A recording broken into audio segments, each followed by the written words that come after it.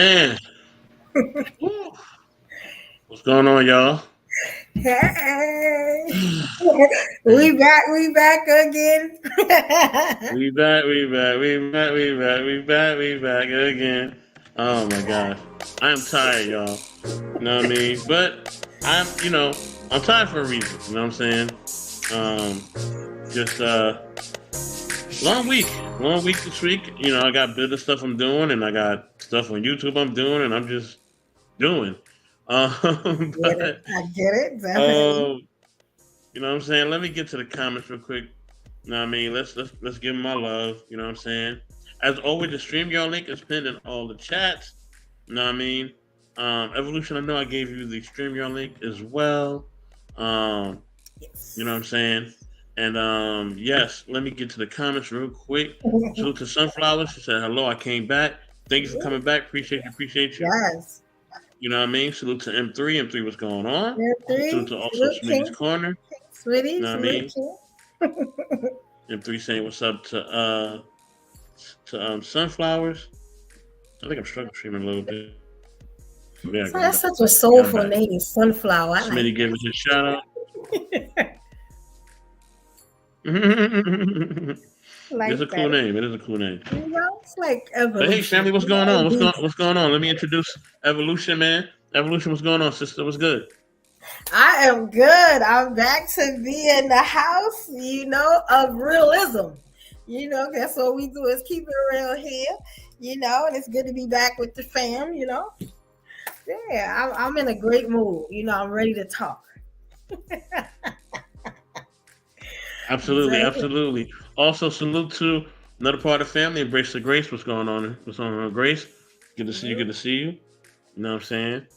Yeah, definitely, man. Ooh. Hey, so we're gonna get into the topic tonight, all right? You know what I mean? Is Dame Dash a revolutionary? All right, we're gonna get into it. We're gonna watch this video, okay? And at any point, you know what I'm saying, when we want to stop it, we'll stop it. You know what I mean? So if Evolution want me to stop at any point, she'll stop me. If I want to stop it, I'll stop it as well. You know what I mean? Yes, Smitty, check your phone. Grace, You know what I'm saying? And yeah, y'all know what it is. So let me put this video up. Fair use as always. You know what I mean? I find you all fascinating. Thank you. Appreciate you. We find you fascinating as well. You know what I Yes. mean? Thank you, family. Appreciate you. Appreciate you. Let me throw up my fair use banner. Where is it? I'm on fair use. Where you at? There you go. Boom, fair use.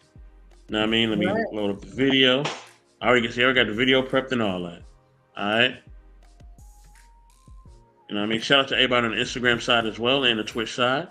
Glad that Yes. y'all came through and showed love. You know what I mean? All right, I'm about to mute up. Let's get into it, y'all.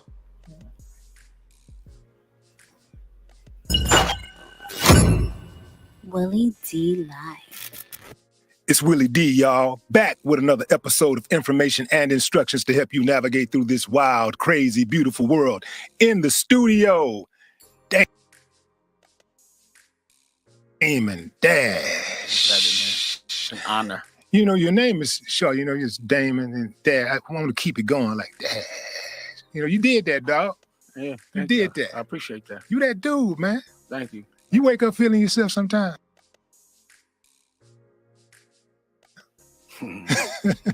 Yeah. Yeah. Yeah. Pause like every day. Yeah. When you get in the ring, you can't get in the ring thinking you're gonna lose. Right. There's a confidence you have to have when you know you got to fight. And I'm a person that chooses to do things that come with a fight. Yeah. So every day I have to wake up and be like, I got to get ready to fight. So that means I have to give myself affirmations. I want to stop right there. I think, man, you can already tell he feels a lot of pressure. You know what I'm saying? And just being who he is and what he's fighting to represent. You know what I'm saying? I think that's a big part of, when you're trying to move things forward, when you're a trendsetter, you know what I'm saying?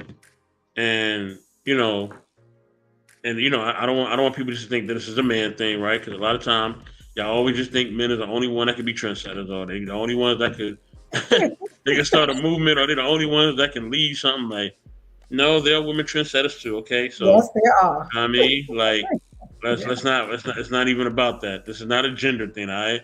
So this is not gender specific. You know what I mean? What I'm saying is that when grown people decide to step in a place where they are saying, listen, I am that person that's going to make a difference, it takes a toll. You know what I'm saying? Like he looks tired and the interview just started. We didn't even get a Yes. minute into the interview. Like we just like literally like 40 seconds in the interview and this brother looked completely tired. It looked like he is done.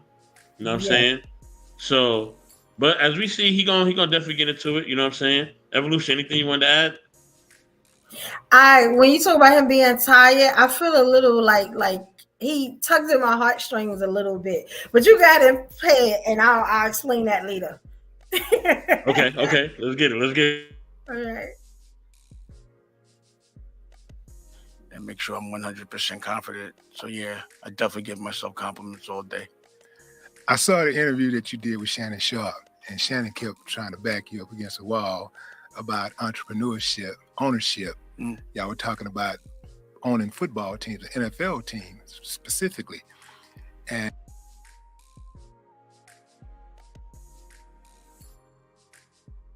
Shannon said, well, what about people that don't want to own? And you said something that was so prophetic to me. You said, they don't have to, but I'm gonna fight for them and make sure they don't get abused. God.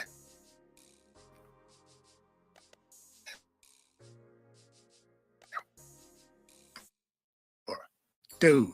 Huge. Like that, that right there. That right there. Wow. You know what I'm saying? Okay. Like he literally said, like, if they don't want to step in the position I am, I'm still gonna fight for them. I'm still gonna sacrifice my time, my my livelihood, everything else to sacrifice for them so that they can have a position. You know what I'm saying? Like that is huge. And that's a part of when you want to blaze your own trail, that's what it takes. You know what I mean? You gotta be willing to go forward.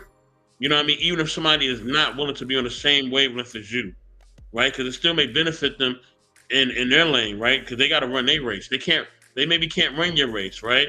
Right. So maybe I'm the person that makes the t-shirts, and Evolution is the one that makes the socks, right? You know what I mean? But we're still a clothing company. She do the socks, I do the t-shirts. We still a clothing company. No, each one is as valuable as the other. You know what I mean? I can't have a clothing company if I ain't got no socks. And we can't have no clothing company if we ain't got no t-shirts. Right? So not all of us are gonna do the same thing, right? You know, we're not gonna all run the race the same way. You know what I mean? I think people gotta get out of that. Let me get to these comments real quick. M3 says, good evening, Embrace the Grace. Okay, so good evening. Do different people come on different days? Yes, they do. Yes, they do, Sunflowers, all right? Every day you look up, it's going to be something different, all right? You know what I mean? M3 says, yes, most of the time, depending on our family schedule. Oh, yeah, most of the time, depending on the schedule. Yes, yes. Salute to Lola. Glad you checked in. Salute. I saw no, it was evaluation of love. It wasn't evolution. It was evaluation of love. You know what I mean? He said, what's up tonight? I am in IL where y'all at. We are all over the place. All right, literally, we all over the map. You know what I mean? You take out a map, you look at it, that's us. Yes. International. What else?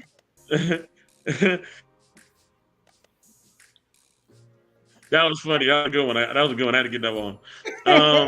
He said, I remember Sunflowers. That was the night you tuned in. Salute to you for that. Sunflower says, yep, I couldn't sleep. YouTube told me this channel was live. Yeah. A lot of times, look, y'all, when we got a premiere, okay? When we have a premiere, y'all know when it's a premiere, because if it's a premiere, it'll be going, and y'all kind of just see, like, comments coming up, but it won't be the comments that's related to what y'all saying in the moment. It's a comment that's related to that show. Like, it's very easy to tell if it's a premiere. And also in the premieres, the Intellectual Soapbox logo is not going to be there, right? Because it's a premiere, so it's like back in the day, I ain't really used the logo like that. I would just kind of get my feet wet. That's another way you can tell it's a premiere, right? And M3 says, make sure you also subscribe to the Intellectual Soapbox on YouTube. Yes, if you would like, subscribe to the channel. You know what I mean? I appreciate the love and support. You know what I'm saying? If you don't want to subscribe, that's cool too. You know what I mean? If you just want to watch, I don't, I ain't tripping. You know what I mean? My tribe gonna get built no matter what. You feel me? So, with that being said, Evolution, what's going on? What you think about just him still wanting to fight, even if it's not in his lane? I think it's selfless. We don't have a lot of men, that are like that. You know what I'm saying? Where it's, even though it is benefiting him, but to think about other people and not just himself, especially in the lane that he's in. You know what I'm saying? As someone in the industry having money, so I salute to that king. You know what I'm saying? But he's always had my respect. Ever since since the Rock days, he's always had my respect, and the way he's went about things, has definitely, got him is one of my favorites. He represents New York so well. You know what I'm saying? He is one of those. And I definitely have a real sore spot in my heart when it comes to him, especially about how he was done, and we'll definitely get into that. But he one of my favorites. Like I can't say much wrong about Dame Dash. I'm to be honest. Even his name is amazing. So yeah, that's Willie D touched on that too. You know what I mean? Yes. And listen, y'all, please, y'all see the tick at the bottom, all right? Subscribe to Embrace the Grace. Subscribe to Smitty's Corner. Subscribe to Evolution Era Media, okay? You know what I mean? Subscribe to all these channels. Grace is at $4.99. She needs one more to get 500. Yes. Help her to get that 500, y'all. You know what I'm saying? She only need one more. You know what I mean? Show her that love. You know what I mean? And when she get that 500, we're going to have a celebration. Salute to my sister, the Wife School Podcast. Man, I got to thank the sister, man. She definitely, you know what I mean, gave, man, she definitely really touched my heart. You know what I mean? Over the last 24 hours. Just her kind words, her words of prayer and love and affirmation. Salute to you, sister. You know what I mean? Definitely, if you want, definitely come up. We'd love to have you up. I know you're busy at work or whatever. But thank you for all your love that you definitely bestowed upon me the last 24 hours. I definitely appreciate it. You know what I mean? Much love. But yeah, y'all, let's get back into this, yo. This is gonna be a good one. We in for a good ride. Let's get it. Man, that was heavy. That actually sent chills through my body because I feel it. I feel your love for our people, bro. Yeah, I feel that. We look at our culture like our family. So if you see someone in your family, I'm sorry I keep stopping, but when he say certain things, I gotta stop because just him saying that right there, our culture is our family. Like that aspect is just amazing. You know what I'm saying? Like I just want to touch on that. You know what I mean? I know Evolution gonna touch on some more stuff later. You know what I mean? But yeah, I just had to talk about that. You know what I mean? Everybody giving their shout outs. You know what I mean? Everybody showing love. Okay. You know what I mean? Definitely support the Nod Relationship channel. Become a member. You know what I mean? Memberships are free. Well, they're not free, but memberships are available. All right. You know what I mean? Everybody giving their love. All right, let's continue, y'all. Let's get it.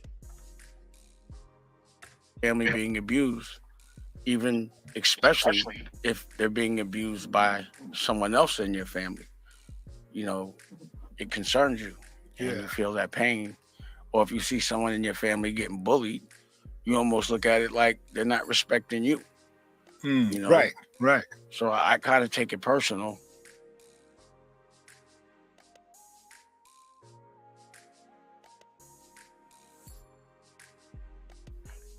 That's the fuel for my fight, because I know I'm gonna be all right, but a lot of times the things that I want to accomplish require people to dream bigger and to think different. So I don't think people don't know how to dream. I just think they forgot. So I just try to be like,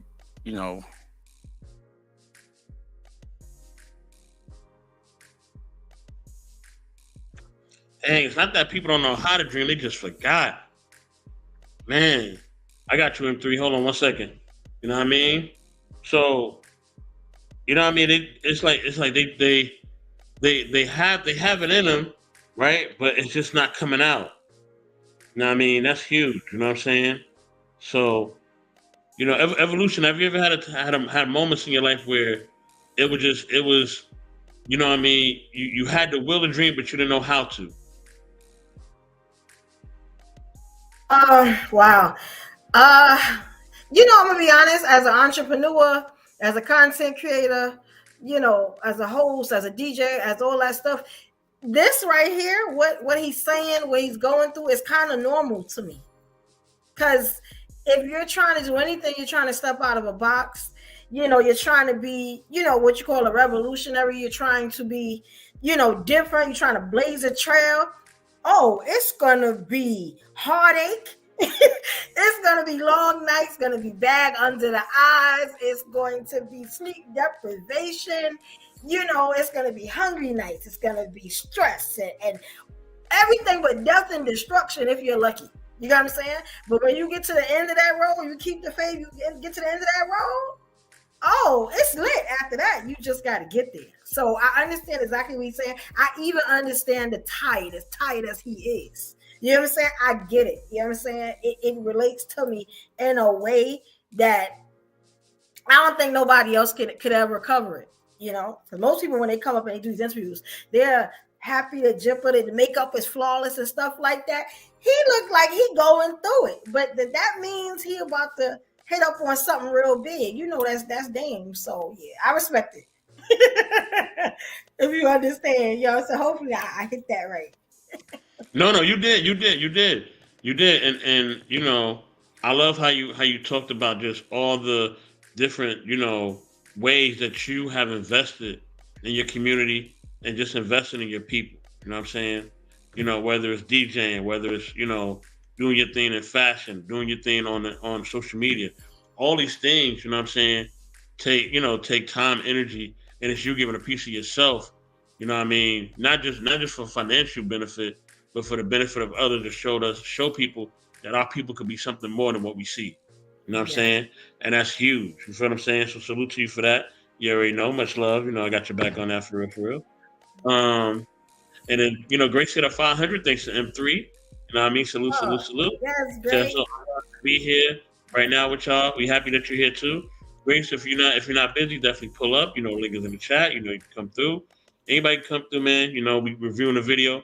If y'all have any expertise or y'all could, put in the chat or whatever, y'all know how we do, man. But yeah, let's continue, y'all. We got a lot to go. You know what I mean? Some great stuff in this interview, man. Woo, let's get it. If you don't think about or visualize actually doing something, if you can't see it, it's not going to happen. If you can't see the W, it's going to be an L. Right. So just trying to change the mentality and trying to get collectives of people to come together means you almost have to fight for them to wake up. But once they do,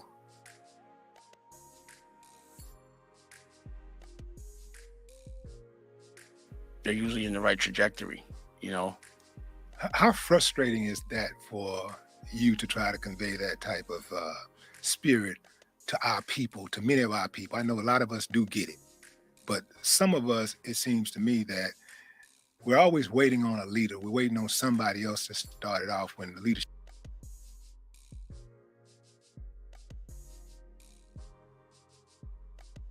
starts within. Mm.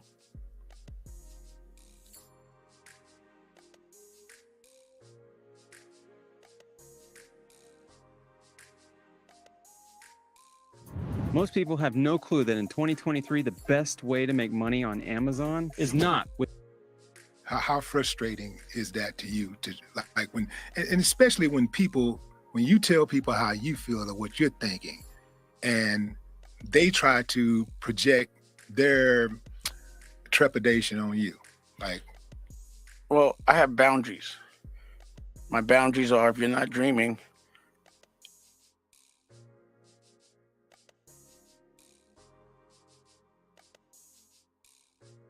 I know that it's a trigger for me. So if you're trying to kill my dreams because you won't fight for yours, it offends me. But trying to coach people or help people that are protecting people that are hurting them and fighting me for helping them, yeah, I mean, I'm human. And it becomes almost, I had to learn not to take it personal, almost like it's a human algorithm that people just generally do. The overcompensation so they don't have to work, you know, because when you have a dream, it comes.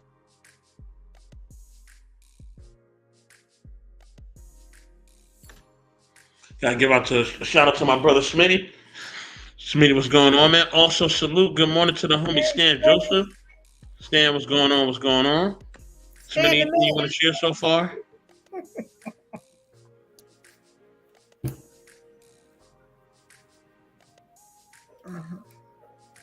Smitty, you muted, bro.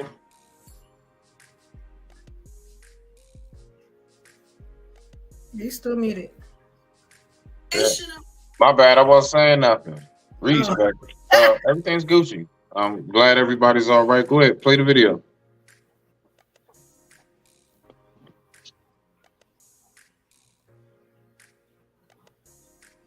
Comes with a fight.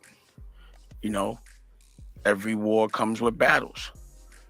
Life is a war, and it's a war that we need to win, and it takes years to win it, and it doesn't happen overnight. I don't know any one person on the planet that doesn't have problems or something they have to deal with. The test is how you deal with it. Right. So again, if I'm gonna be fighting, I don't want no petty problems. I'm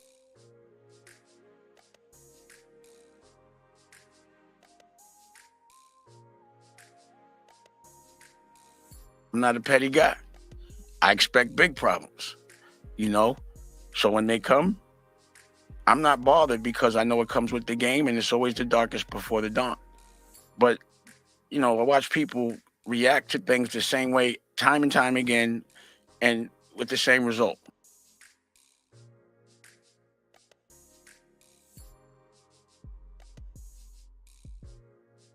So it's like, how could you keep reacting the same way and you don't like the result? How do you expect a different result if you keep reacting the same way?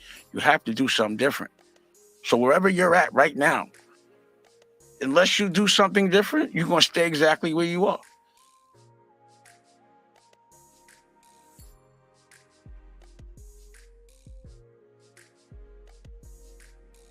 Whether you like where you're at or you don't, there will be no different result unless there's a different action before it. So this repetitive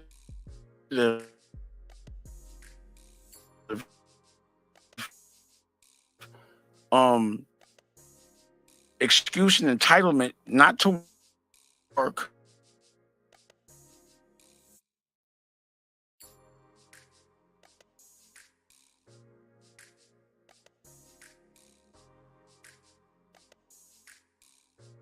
and when they tell us to,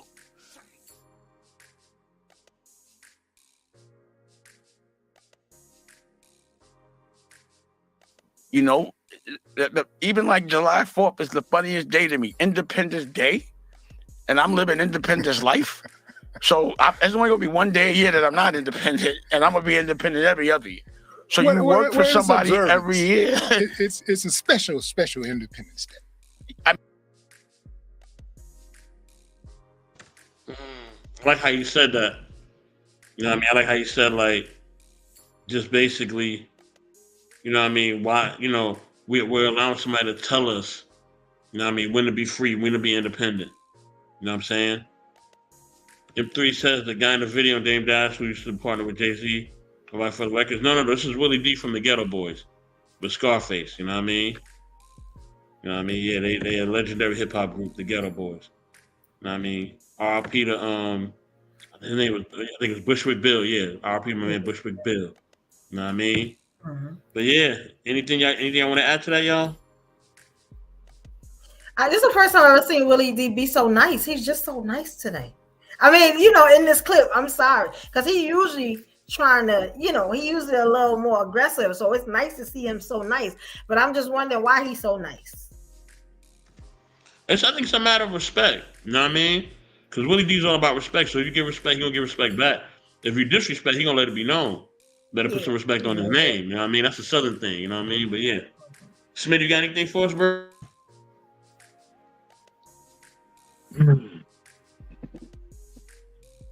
Okay. To the whole aspect of the entrepreneurship, business owner, things of that nature, you know.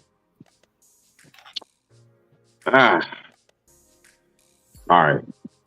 It's going to be a tough pill for some to swallow, but he's not speaking to everybody. It's not for everybody because everybody's just not that person. I know we want to tell people everybody has the power to do it, and no, they don't. Some people just don't have it in them. And it's not even just that. I think people also forget. Let's just say you do have this really successful empire. Okay, cool. You don't think you need people to work for you? So guess what? The very people that work for you are working for somebody. We keep forgetting this shit. Somebody has to help you push them papers. Somebody has to help with that construction work to get your new location built and set up and all of that shit. Architects, construction workers, and all. The fact is, man, we need people to work. And not to mention, I believe that too many of us jumped the gun. Now, please, ladies and gentlemen, do not think Smitty is here to take a big number 2 on your dreams and hopes. It's not that, but I'm damn sure going to tug your coat every once in a while and just kind of pull you back to what really goes on out here a lot more than often. I mean, a lot more than less. A lot of people put the cart before the horse because the first thing that they want to do is just, you know what? I'm going to go ahead. I'm going to scam my way into some money. Then I'm going to just open the business and I can just go ahead and do this for the rest of my life. You got life fucked up all the way. All the way. Any great leader was once a great student, was once an apprentice.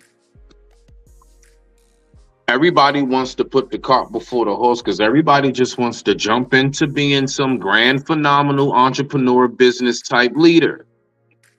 And you don't even know how to follow yet. So how you going to guide others if you skip that part of the process? There's no way to getting around. You must put that work in to get to that point. Many jobs will even show you that as an example, man. Such and such who've been there for a long time, you know, they may get a little, I don't know, longer lunch break. You may notice that they get certain little perks and think, why? Because they done put that work in. So now they can be a little more comfortable. Most people don't just jump into these things. And we all know what happens generally when shit's just handed over to people. They fumble the bag. They don't know how to manage it. They blow it. And then they're worse off than the person who's actually just the everyday 9-to-5 worker. They wishing to get back in a position because they done effed up so damn bad. So, and I'm not saying that's every case, but it's a lot more often than not. It's not a one-off by far. So with that being said, I digress. My mic is muted. Go ahead and get back to the video. So.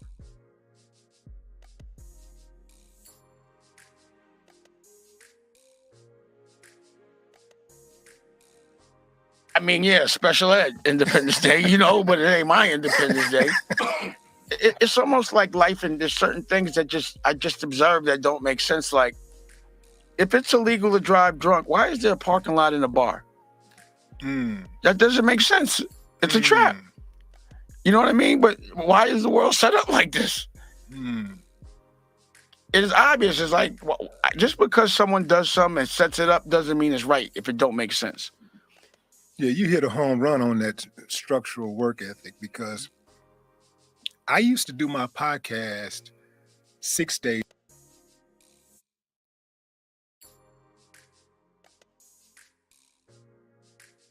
a week, and I would take off on Sundays. And I realized one day that I ain't really doing nothing more important on these Sundays. Like, I got the energy, I got the will. And you enjoy it. Why am I not doing this thing 7 days a week. I mean, I like to do it. I like doing it. When you think about McDonald's didn't say, okay, we're number one now, so we're gonna close on the weekend. They said, no, we're gonna open on the Understand, I am not trying to stream 7 days a week, so this damn sure don't apply to me at all, okay? All right? I knew you was going to say that. I don't care what y'all see. The schedule looking like it's not gonna be that way forever. Man, y'all know this right now, so y'all better enjoy it while it's still here. All right, my downtime is coming very soon. Know what I mean? Salute to everybody on the check-in, man. Salute to Lady Phoenix, right? Salute to Simon Hectic. I see you in the building, brother. Salute to Simon. What's going on? Also, we got. Let me scroll down. Salute to Big Rick Slaps. Big Rick, what's going on? Also, salute to Grizz. Grizz, what's going on? You know what I mean? Also, we got somebody else in the building. Let me see. Salute to TBE Trucking. Glad you came in. Salute to, you know what I mean? Also, a part of the Intellectual Soapbox family as well. The 100 Watts. What's going on, man? Watts, what's good, baby? Hey, everybody. And this assignment says, it makes sense, just not to you. Talk to somebody that it can make sense to. Yeah, I mean, but you know, it's what Smitty is essentially saying. I'm not trying to speak for Smitty, but I'm just trying to give a roundabout of what he's saying. What Smitty is just trying to say is that, like, you know, this entrepreneur mindset is only for certain people. It's not one, right? Yeah. So if you're an entrepreneur, you have to have a certain mindset. You have to have a certain way of thinking, the way of doing things. You know what I mean? Let's give her a shout out. Lady Phoenix says, Willie D is so cool to me. Completely decent and family oriented. Totally different from back in the days. Yeah, he definitely was a wild one back in the day, for real. He used to get down. Salute to my sister Ramadan. Glad you checked in. I would love to be on set every day. Yeah, I mean, I get it. Look, there's a lot of things I'm passionate about. I'm not trying to do it every day. I want to be on the beach. I'm sorry. Matter of fact, no apologies. I want to be on the beach. I want to be chilling somewhere. All right? There's a lot of restaurants I want to hit up. You know what I'm saying? So, yeah. New York, I'm coming. I'm coming very soon. All right? That's all I'm going to say. Okay. Now, all right. let me mute up and continue this video. You know what I mean?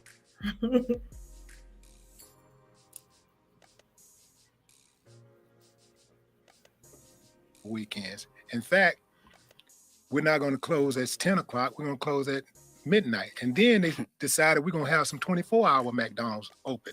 So they just keep pushing. And no block I ever hustled on closed on Sundays. Right. We was clicking every day, all day. Right. So, you know, again, there's a control factor as well.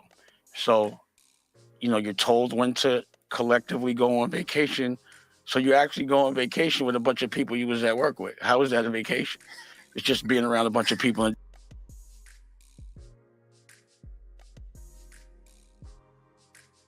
different environment. Right. You know, that's why I don't like going on vacation when everyone goes on vacation. I got to see everybody.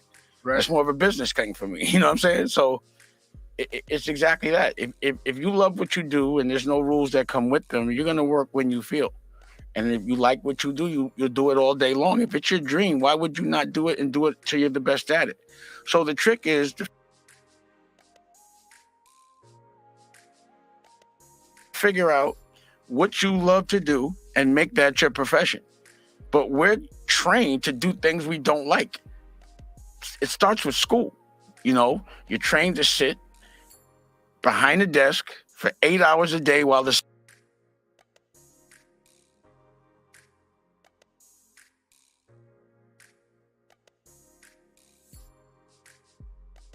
sun is up in dim light with walls that look like jail and hospital walls. And you're supposed to get used to that and then pay to do it again when you get out of school to get back in college, then pay it off by sitting behind a desk and doing exactly what they trained you to do. And no one that's teaching you business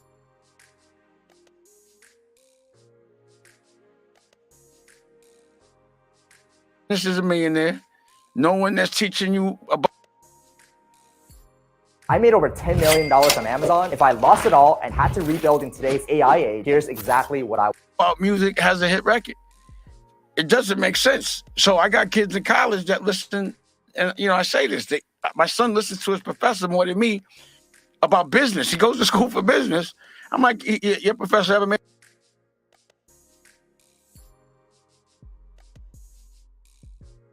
$1 million? Who pays your professor? So why are you listening to him before me? You know what I mean? Why are you in their school and not mine? I never saw school on any hieroglyphic. Have you? Absolutely. I never saw school in any pyramid or any of that. I think parents are supposed to teach their kids. But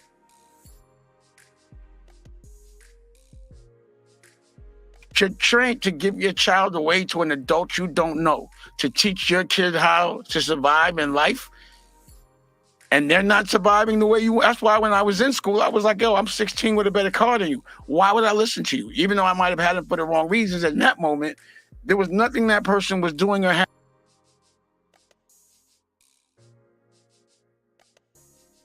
that I wanted. There was no knowledge they can give me. Like, I work with the OSG. That's a couple of hundred Black principals or principals from economically challenged places. And what they tell me and what I've learned, a couple of things. Number one, if you're reading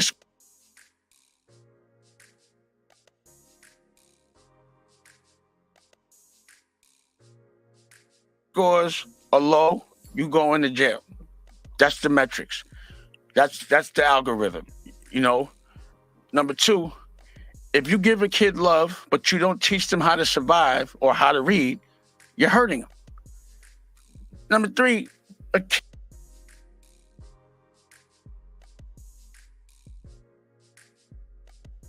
kid can only retain 45 minutes of an 8-hour day anyway, so their class should only be 15 minutes. So the rest of the stuff they're giving you was a distraction, the things you don't need to know. A kid is on his phone all day. So why wouldn't you put school on the phone, on demand, 15-minute classes, and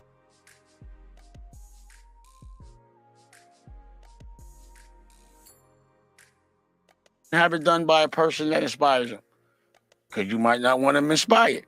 Why would you waste 8 hours of a day? Really, it's a babysitter.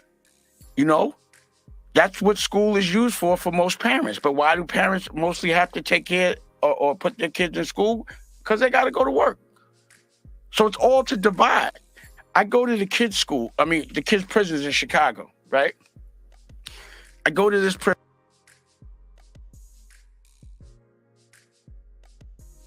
prison, or it's a kid's school in a prison, no windows, no outdoor space. As soon as they get there, they drugging them up. It's called the CUT program. And the line item is therapy. They tell you the more drugs you take, the quicker you can go home. Wow. Wow. It's crazy. You know what I mean? So Simon Hectic says, it's good we working on this ish out. Never thought I would see the day. 100 watts says, everybody not built for decision making. That is true. Lady Phoenix giving a shout out to 100 watts. 100 watts giving a shout out back. Salute to APTV. You know what I mean? Salute. You know what I mean? But anything y'all want to build on? Evolution Smitty, anything y'all want to build on? I'm Gucci right now. Go ahead, rock out. Evolution? Yeah, I pretty much know his rhetoric and everything like that. You know what I'm saying? He touched on, especially, I knew he was going to get to the school because he always talk about that. I don't agree with him on the school thing though. I'm just going to be honest. Okay. Any reason why? Because I did like a lot of the schooling, but I did it the smart way. And there are ways to do school where you don't get trapped with that money. Usually when they talk about school like that, they're talking about like the ones that go to be doctors and lawyers and spend, 8 to 10 years, you know what I'm saying, in the college and the stuff like that. I believe more like specialized schools and stuff like that. But I think there is a lot to learn in school. You just have to know how to do school. And when they say that is, they give you all these unnecessary classes and stuff like that, but there are options to take the classes that you need. Like, so he always talks about that, and that gets me a little bit, because a lot of the stuff I know with the graphic design and how to do the equipment and stuff with the DJing and how to work the computers and stuff, I learned that in school. You get what I'm saying? So that's why I'm like, I'm a little funny on that. I didn't have no big debt when I came out. There's ways to do it, but that's the knowledge that a lot of people don't try to figure out. So you're not paying all their money back. But I'm writing down. He said a lot of good stuff. I'm writing that down. But the school thing, I always know he's gonna get to that. So I kind of, I'm funny on that. But other than that, I mean, he's doing great. He's very slow talking, so it's very hard to keep up a lot. You know what I'm saying? Especially us in New York, because he talks so slow. Sometimes I just be like, "Come on, son, just say it." Like, but that's not what Watt said. Watt said they ain't be saying a lot fast. People that speak with meaning shows differently. Okay. Yeah, Sunflower says, "Why Americans get education? The guy just talking in the video seems crazy." Wow. Yeah. Okay, all right. I'm liking what y'all saying so far. I'm liking the different views. Let's get it.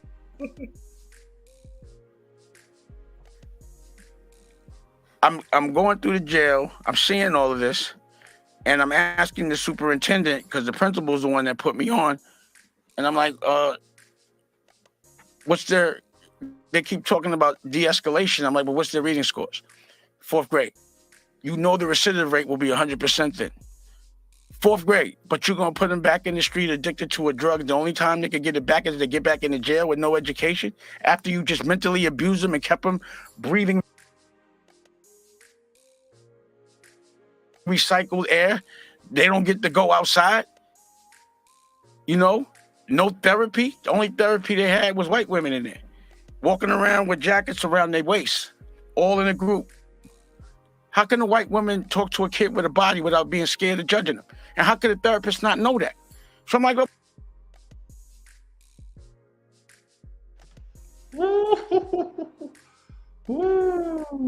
Wow. Okay.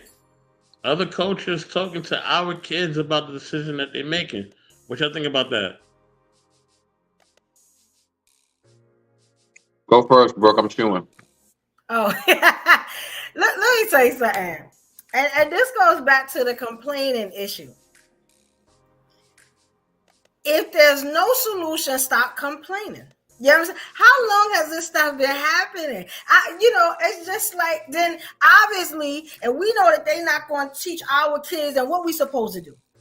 Work 10 times harder to teach our kids, to make sure our kids don't fall in those. That's why it seems like complaining a little bit to me sometimes. You get what I'm saying? It's like the child that you complain that they learn all this stuff in school. You know what I'm saying? They learning about, no disrespect, gays and LGBT and stuff like that, and all the stuff they should learn about sex in the books and stuff. And then when they get home, because you too tired, you send them in front of the TV screen and you go about your business. You get what I'm saying? It's like there's like no solution. If y'all can understand that, because that's a topic we probably going, I would let it talk about. But it's like there's no solution. We complain. They doing this, they doing that. What we doing? Like I have the little issue with that. So that's why I kind of tune out sometimes when because he'll go into other stuff. But I sometimes I hear a lot of complaining and no solutions. You get what I'm saying? Wow. Okay. I like the expertise on that. Salute the Pops. You Can't Fool Pops. Make sure y'all subscribe to You Can't Fool Pops on YouTube. Make sure you subscribe to all the YouTube content creators, man. APTV, Watch, everybody up in the building, man. Everybody in the building that has a YouTube channel, please like, subscribe. If you have a YouTube channel, please let it be known you have a YouTube channel. Put it in the chat if nobody knows about it. You know what I mean? And definitely our moderators will handle their business from there. You know what I'm saying? But yeah, let's keep going, y'all. He said, well, if YouTube out, you missed the solution. Okay. Okay, watch. Let's get it, y'all. So why you doing this? Oh, I know why you're doing it. Why you don't even have a black woman why isn't there a man in here to teach these kids how to be men? Because it's a cycle to get them used to coming back. Now, the worst part about it is for every kid that's in that jail, $1.2 million a kid. And the kid can't even afford to get a toothbrush. They don't get none of that money.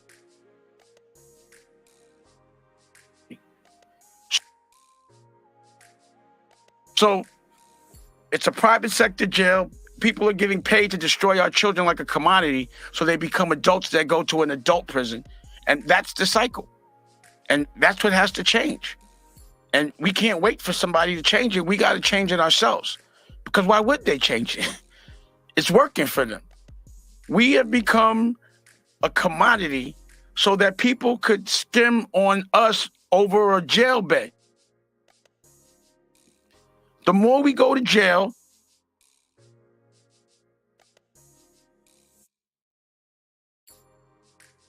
the richer somebody individually gets. If you own a hotel, your job is to have people return. A jail ain't nothing but a hotel with bars on it that's funded by or paid for by the government. So your intention is to have them come back. While you're in jail, you're not allowed to make no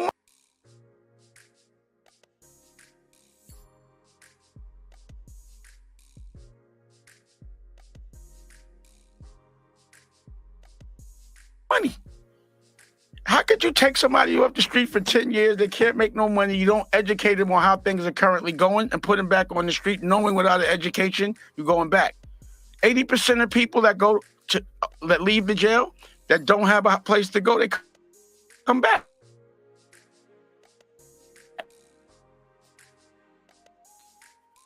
So these things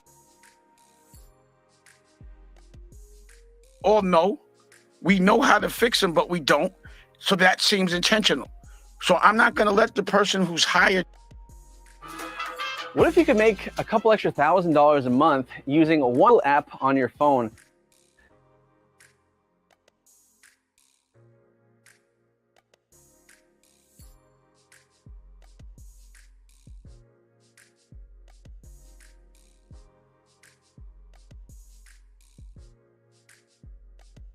To torture my culture, I'm not going to depend on him to change things.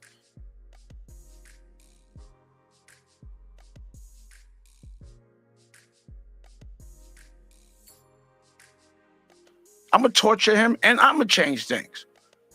And I'm going to leverage my celebrity so that I can bring awareness to the things that matter and the people that are fighting. So the OSG, those are the principals.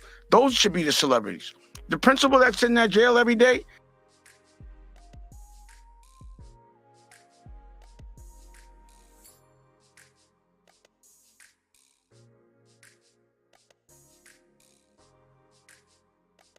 because I walk in there and I'm in there for an hour. I walk out sad. Girls be with me crying, and we need therapy. They doing that every day. You know, we've been working with now the mayor of Gary. He was a senator before. What I learned from him is, you could really pass a law if you write it up right, lie.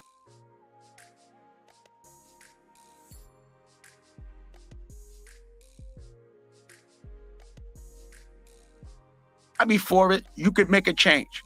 So I watched him make changes based on conversations we have. He'll write the shit up, go lobby for it, and come back and diabetes medicine is cheaper. And then, when something works in the state, it goes federal. So what I'm talking about is answers. We know the problems. But in order to actually fix things, you got to get in there and do it yourself.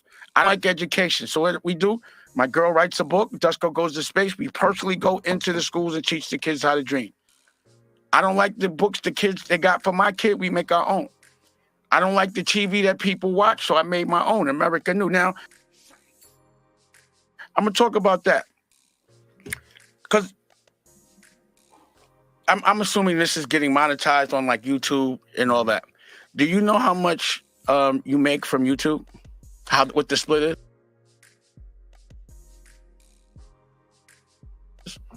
I know exactly what the split is. What? Well, I mean, that's my business. No. Meaning not your business. Meaning you don't know how much YouTube gets for an ad. Well, let me just tell you. No. It's $6 billion. Last quarter, YouTube made $6 billion.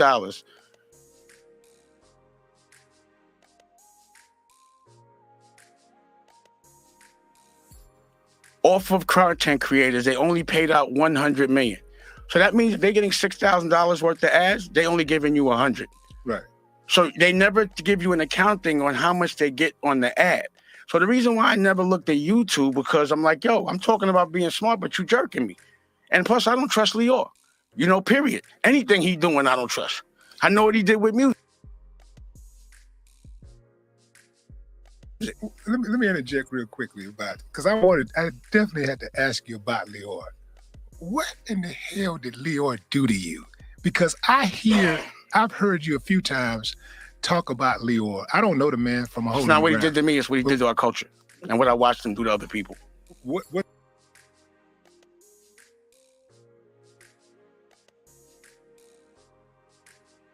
specifically, what's the gripe?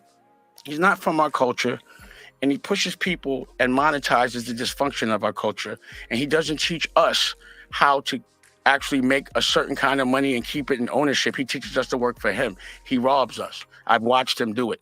So when we first started to work with Lior, and he broke up Rockefeller, to me, it was definitely, I'm not going to say that another man just got made to do something, but he was the one that would always give someone that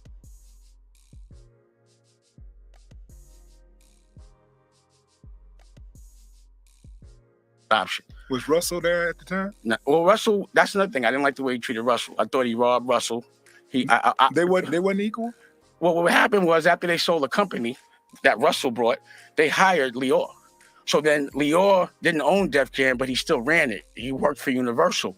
So I would watch Russell come in with a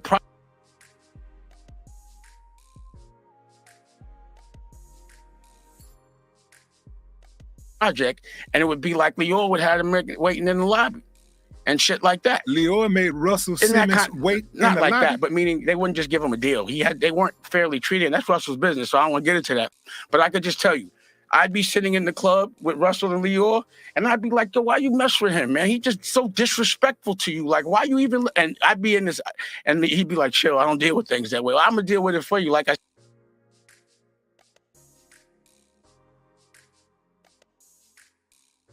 said, I used to take it personal. I was you remember when his appendix exploded? Mm-hmm. I was at the hospital. I didn't know his mother was in there. And she said some real foul. I mean, it was so racist, I couldn't believe it. Like, yo, you better get your mother. Like one of those.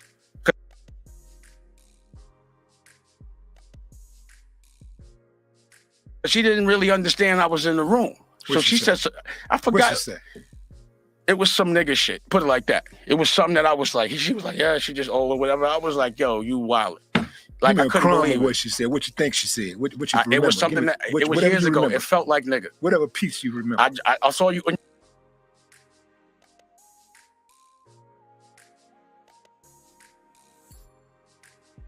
You hear nigga, it's a feeling. It's not. I hear other people say nigga all day. It don't bother me. I know when it bothers me. It bothered me. Did you hear the word? I told you, I don't remember. It felt like it. It was like 10, 15 years ago, but we had to have an argument over. So I was like, it felt like something that was that racist. It was so many things. When I first got with Lior, the first thing he did was try to make me have a beef with another black person on his behalf. And I was like, he said, you with me, right? If you with me, then you go to you got to go to war with me. I said, bro, I got a lot of beefs on the street. You going to go to war with me? Let's not do that. Then I asked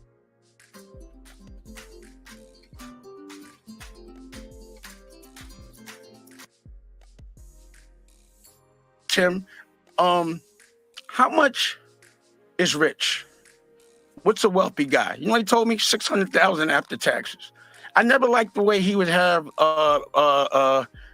and again, I don't like to go off on another man. He ain't here. So bottom line is I don't like the way he would treat my culture still. I didn't like the way he talked to the culture. There would be times that he would be saying things, and like I'd be with like Beanie Siegel or something, and he'd say something that was so offensive, unknowing, unconsciously, just demeaning.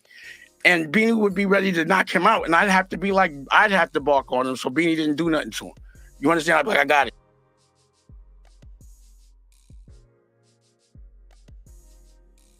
Don't worry. Like, he was just an offensive person.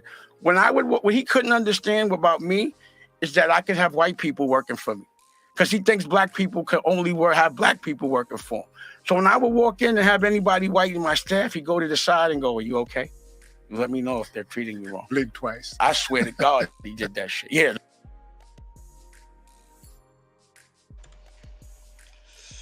Wow. Is that a problem? You know what I mean? Is that a problem? Is that a problem that when we get in positions, you know what I'm saying, we get treated differently just based on the fact that we are a person of color? You know what I mean? Salute to Hurricane JW. Salute. Salute to Tika. Tika, what's going on? All right. Moderators, hey, do me a favor, put Pop's channel in the chat, please, if you can. You know what I mean? If you can't fool Pops, definitely look for it. Put in the chat. Definitely like, subscribe. What do y'all think about what he's sharing so far, family? What's good? I'll tap into one part.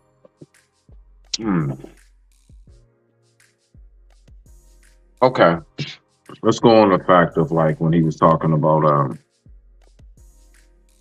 some people had an issue if he was working with white people or what have you. All I know is that from last time I checked, niggas talk about all the time how we were either enslaved, there's still a form of it going on, and even down to just we always got to work for the man. You know, that was a thing. Working for the man. Well, if it's now in 2024 and we're in the position to have the man work for us, why not use that shit? I have no problems at all where if you wanted to get something going and build it up and everything, you got you a couple white folks that is real good at certain things. Shit. As long as we've been used, from what I hear, you know, word around town, right? We have been definitely used by this country to the point where last time I checked, we will continuously say we helped, you know, Jai like built this shit, which I agree with. So if that's the case, shit. I look at this. I look at that as something very, very beneficial. I digress. My mic is muted. Okay. Grizz says, let's go, Smitty. Okay. Evolution, anything you want to build on, family? Well, I did like that he came up with solutions. You know, that was good. So it wasn't just idle talking or complaining. You know, it took him a while, you know what I'm saying? But, you know, he came up with it. So, you know, that's good. I like that he went into the Cohen issue and stuff, because that's what I kind of wanted to talk about. Like, you know, how he was done and stuff. I kind of understand it a little more, because he's the only man that I know that ever stood up to that man. I mean, in his face, ready to fight, you know. And I understood that, you know. It was good to see in a way, you know, but it was also good to see that he knew his boundaries. Like don't put your hands on him. You know, you going to jail, they're gonna put you under the jail. But he did show, you know, that he wasn't a punk. So I like that. I like that Willie D actually asked him about that situation, because that was a big start to the fall of Rockefeller, was that situation that he had with Cohen. So, you know, so yeah. So I mean, they hitting points, you know. It's taking a little while, but they hitting points, you know. So I understand it. That was real big in what changed him and what got him where he is now. You know, that one white man. So I don't know if they know the story, but I can break it down. But you know, it is a story. You know. Definitely. If you want to break it down for them if they want to know. You know what I mean?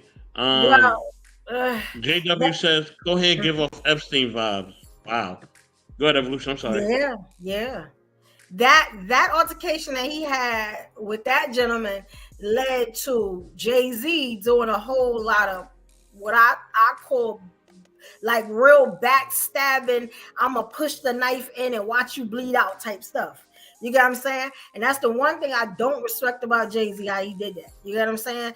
And it's so bad that I feel like Dame was being so loyal that he didn't even see it coming. You know what I'm saying?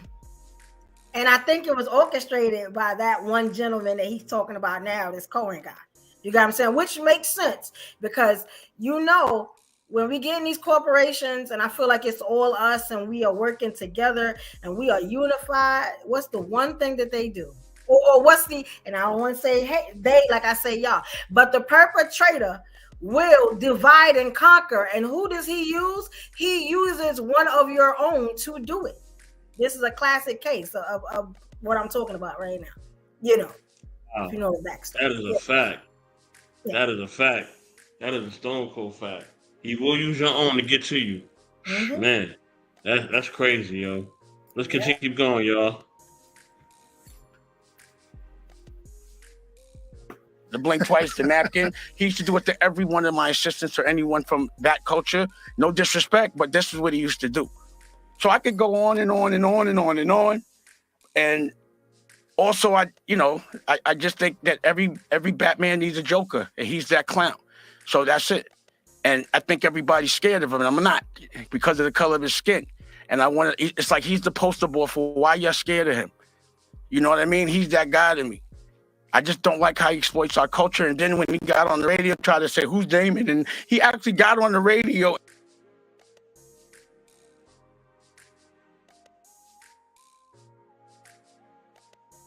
and said, yo, I know what they're doing, but I got to eat. How could you like a man that would do I saw that interview on So then Breakfast Club. why you don't have a problem with him? That would be my question. How could you not have a problem with that man? He's not from our culture. He eats off us all day and he makes money off our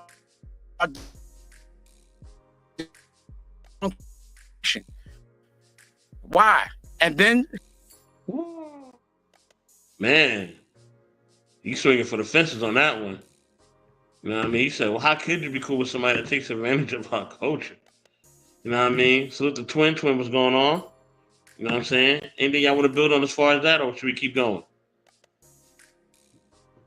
Keep going? All right, cool. I'm going to keep going. Trust them with YouTube? That's how they're killing us. So people aren't even conscious of how they pay out YouTube or Tubi or any of those things. So what I did was, because I was like, I'm not a herd, especially if he's over there, it's not right. So I use YouTube for marketing, but I went and built my own network. And let's say YouTube gets the ads from Pablo. I went around YouTube and I get the ads from Pablo. So instead of them getting that $6 billion, I get that $6 billion. If I want to split it with a creative, then they'll get $3 billion, I'll get $3 million. But it ain't gonna never be $100 million to $6 billion. But I understand it because no one's asking. Does it make sense to get a million views and only make $7,000? That don't make no sense. So that means that if you, the way that I'm seeing things, if any dollar anyone makes at YouTube, if you were really getting paid what you're supposed to, you would be making 100 times more, 100x, not 10x, 100x. So that's why I launched American New. And that's a real network, broadcast live. It looks like y'all doing a lot of stuff here, but you could get on it right now. And the ads are Nike and all that. So no one teaches us about the ads. They're just teaching us about how it feels to understand when people are viewing you and it feels good. And that takes the place of the money that you're supposed to be making, the fame it gives you. And no one's asking about why they're not getting no money.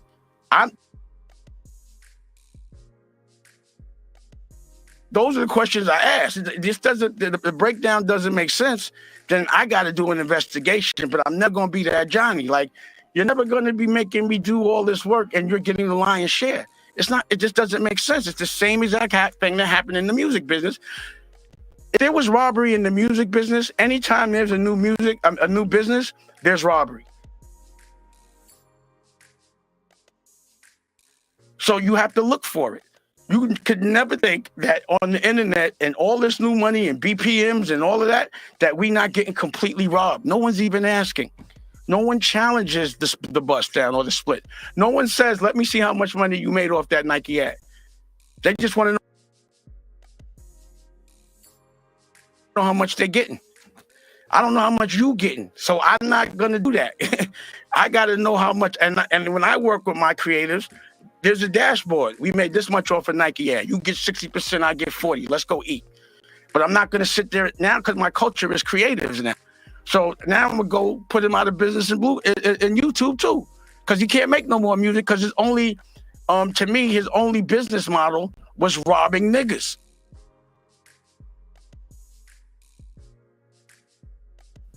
And nigga meaning people that aren't smart. Not black people, people that are in a tight situation that will do anything to get out of it. And by the time they realize they've been robbed, they owe or they in jail. Your company is American New, right? You said that's my family's company. That's your that's the family's network, company. yeah. Okay, so I work for my family. When someone wants to go search your company, what search engine do they use to go on American New? What's typically like? Well, right, it just launched.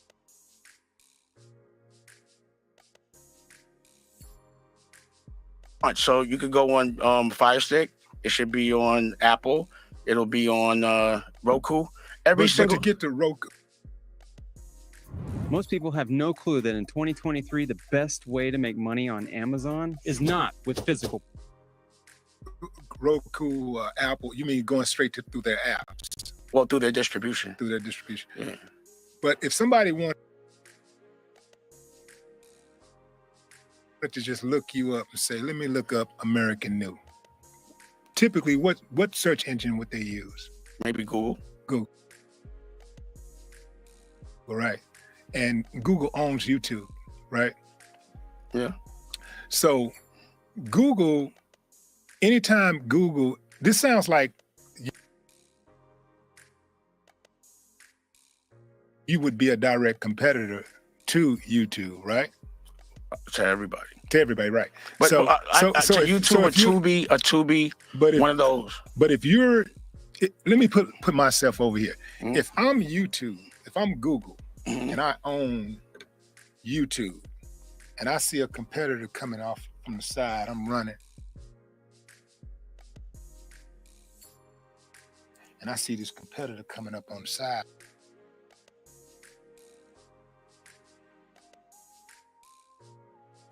Me.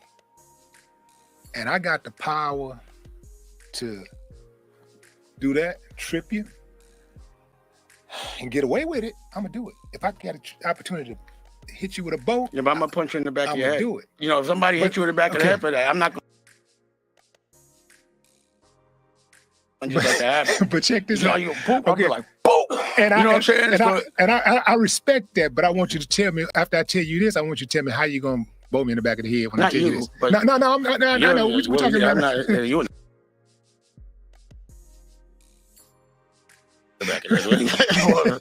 we're talking about it. Yeah. But listen, this is what I'm saying. Mm-hmm. Okay, say I see the competitor coming up on the side of me. How did Tubi do it? And now I'm gonna say, we're not. Okay, here's the difference. I'm gonna say. Let me make the point first. But I'm gonna say, let me hit these filters so that Dame's people can't reach him as much.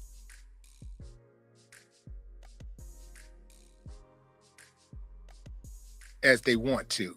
Let me make sure that they have a problem getting over that, because Google controls the algorithm. They control the filters. This is why it's been so, trust me, I am not trying to discourage. I just believe that if we are to do our thing, I think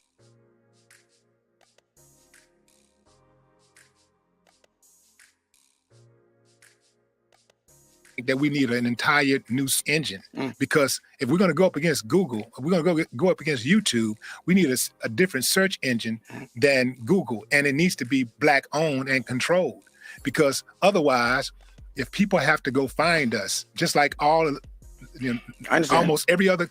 Here's the difference.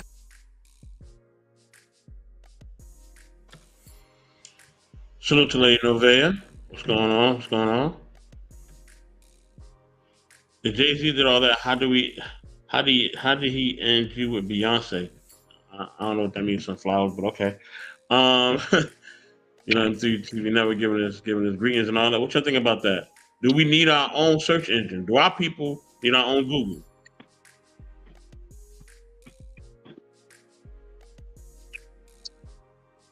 I think anybody knows that it will be very, very much so, I guess you can say, more beneficial for a person to, be able to say to themselves, yeah, those who share my skin tone and features, that's us right there, right? That's somewhere for us to go to. I get that. What we keep on missing is how we keep on falling for the okie doke. And this is just some real shit. I'm not saying don't put one of us in there. All I'm saying is we too quick to just simply say, man, just get a nigga in there. Just get one of us in there. I don't care who. But then we have fucked up ass mayors like Lori Lightfoot. Then we have, crazy shit that goes on. I'm much, much more about a headspace. So what I would say is we need to find the right Negro to get in there. We need to find the right one of us, not just one of us. Because, I don't know. I don't know if anybody else is seeing what I've seen. That shit usually don't work. But I digress. My mic is muted. Rock out.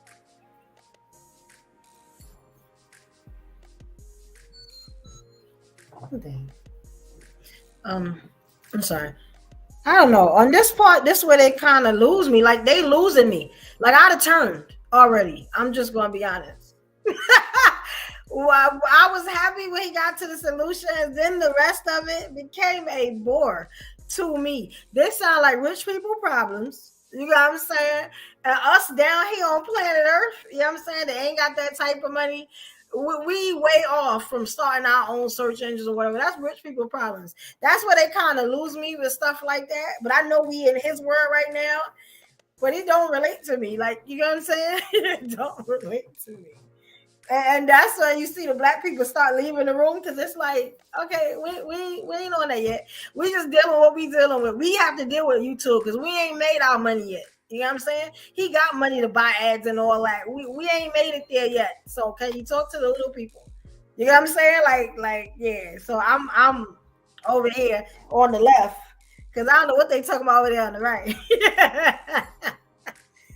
Yeah, I don't relate to that, so I don't know. I don't know how y'all feel, but it's kind of over my head on that one, you know.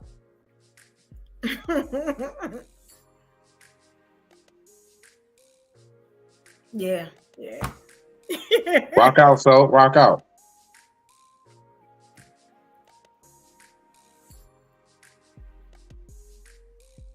You here? You probably on mute.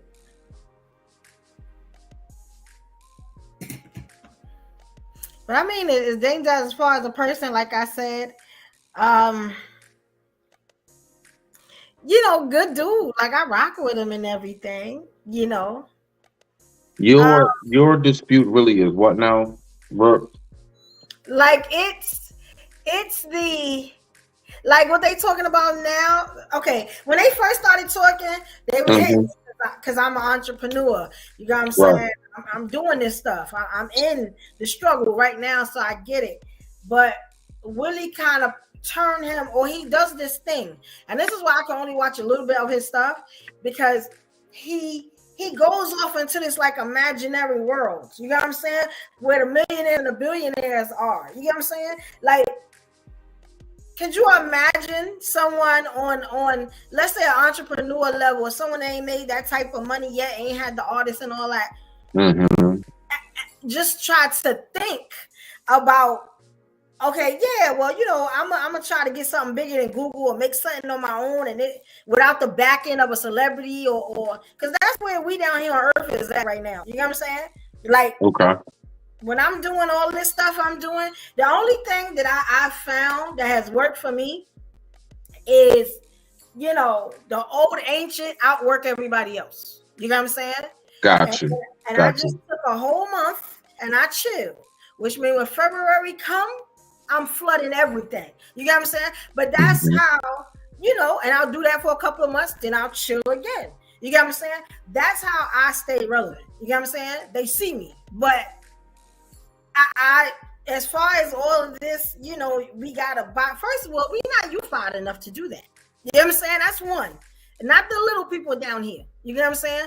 Now, Dane, you know, he married and, you know, he married the right color.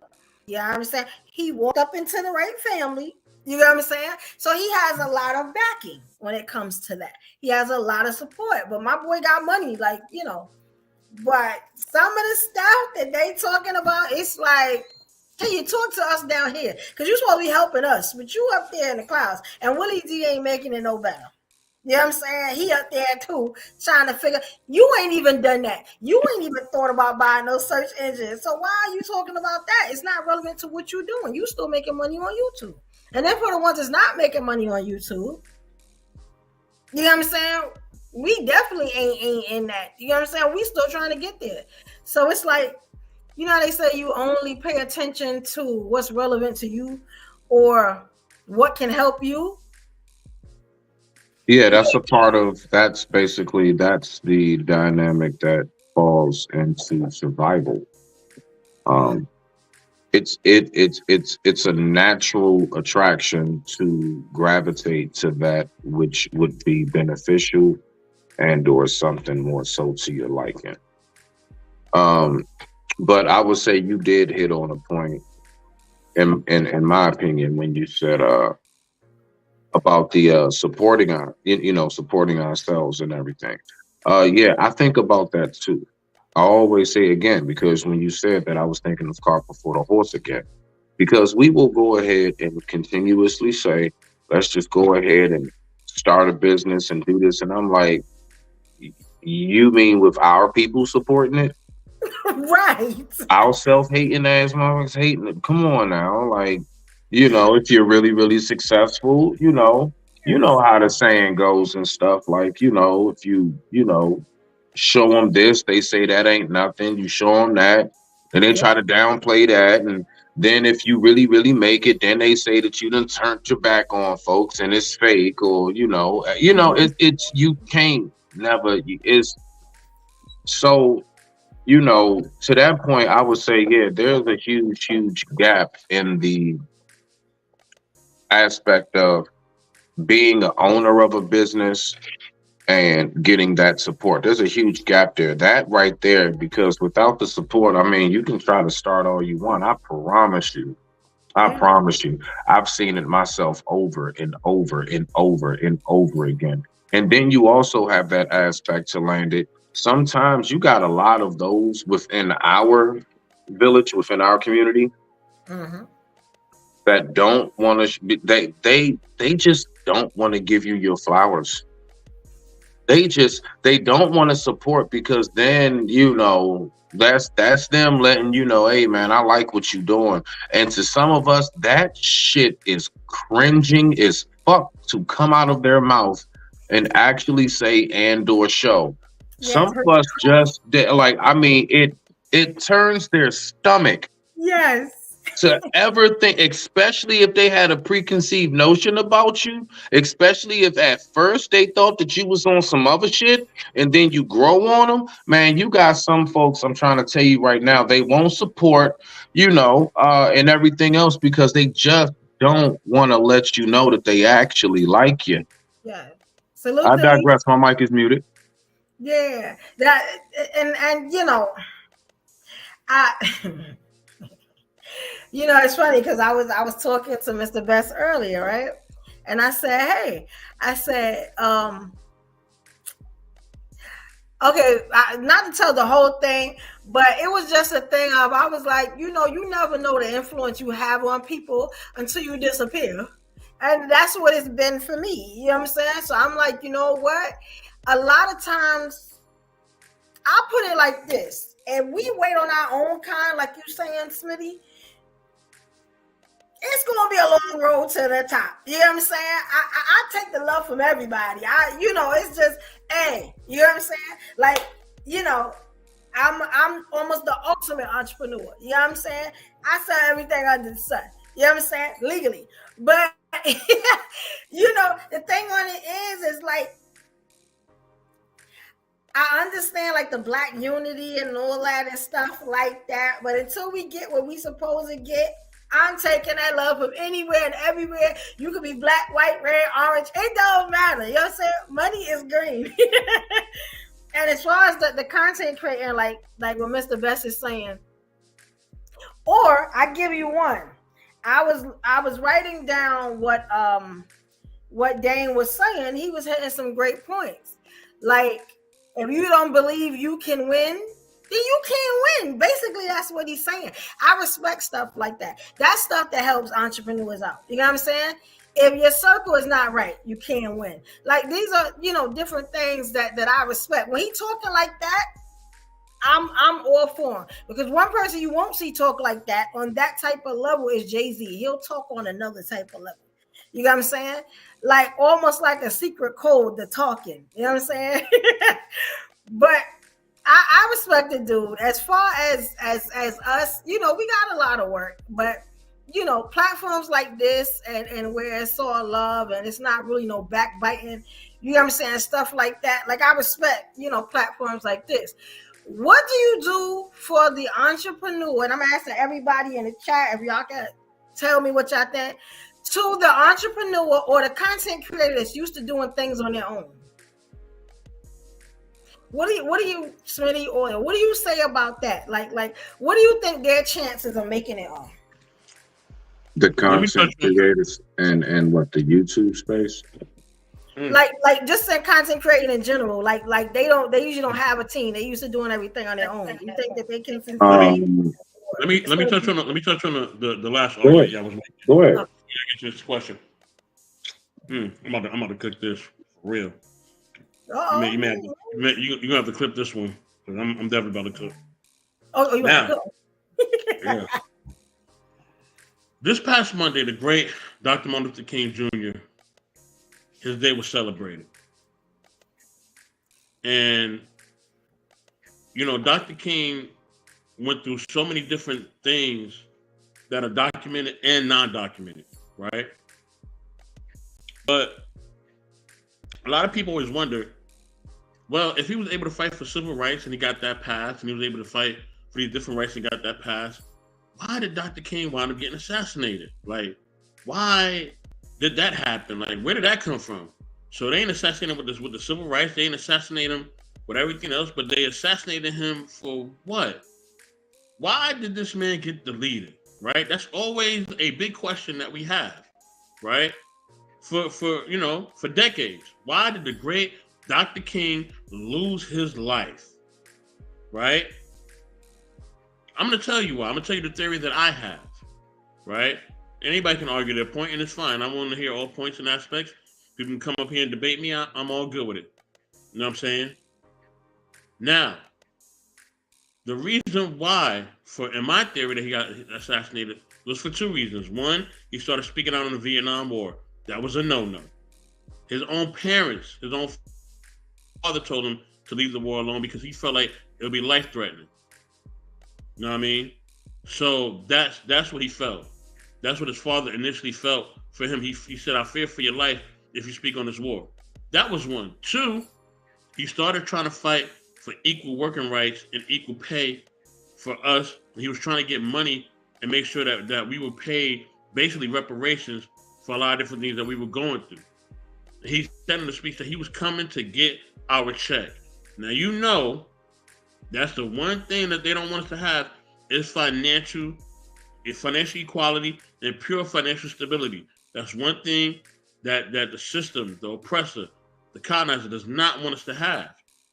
Right? So these are the factors to me that I feel like led to his ultimate demise. You know what I mean? Not civil rights, because if I gotta give you civil rights and I have to give you equal rights, that's easy. Right? We're never gonna be equal. I just gotta be civil with you. That's fine. right? That's like if you live in my house, right? That's like if we all live in a house, right? I got to be civil with you and Smitty, but I ain't got to be equal to y'all. I can do that. You know what I mean? Okay, so y'all want the house when? Thursday and Wednesday? Oh, okay, cool. All right, y'all can have it Thursday and Wednesday. But y'all know, like, this is still my house, right? And I get to decide, like, whatever I want to do with it.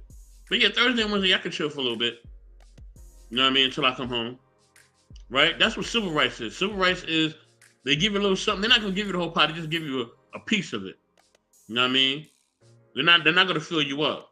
You know what I'm saying? At all. It's not to fill you up, you know what I mean, as far as, you know what I mean, us needing credible sustenance as far as us being able to thrive in this country. Okay? Please understand that.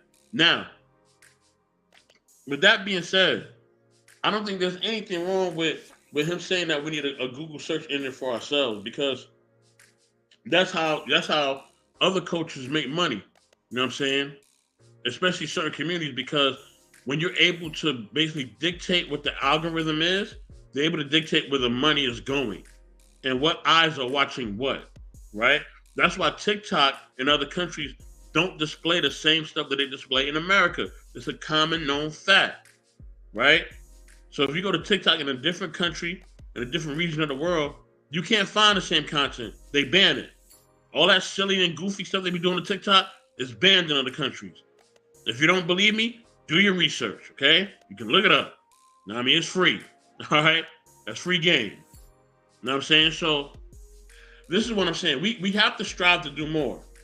So what Dame Dash and what Willie D is saying is absolutely on par. We got to strive to do more, right? And yes, with our people, and this is the thing, this is what y'all don't understand. Y'all be glamorizing what Dr. King and Malcolm X went through. Y'all know that some people did not want to, they didn't want segregation to end, right? There were some black people that was like, shut up. We don't want this to end. Fight for what? Now we don't want no civil rights. We good how things are now. We like how the white folks is doing us. We good.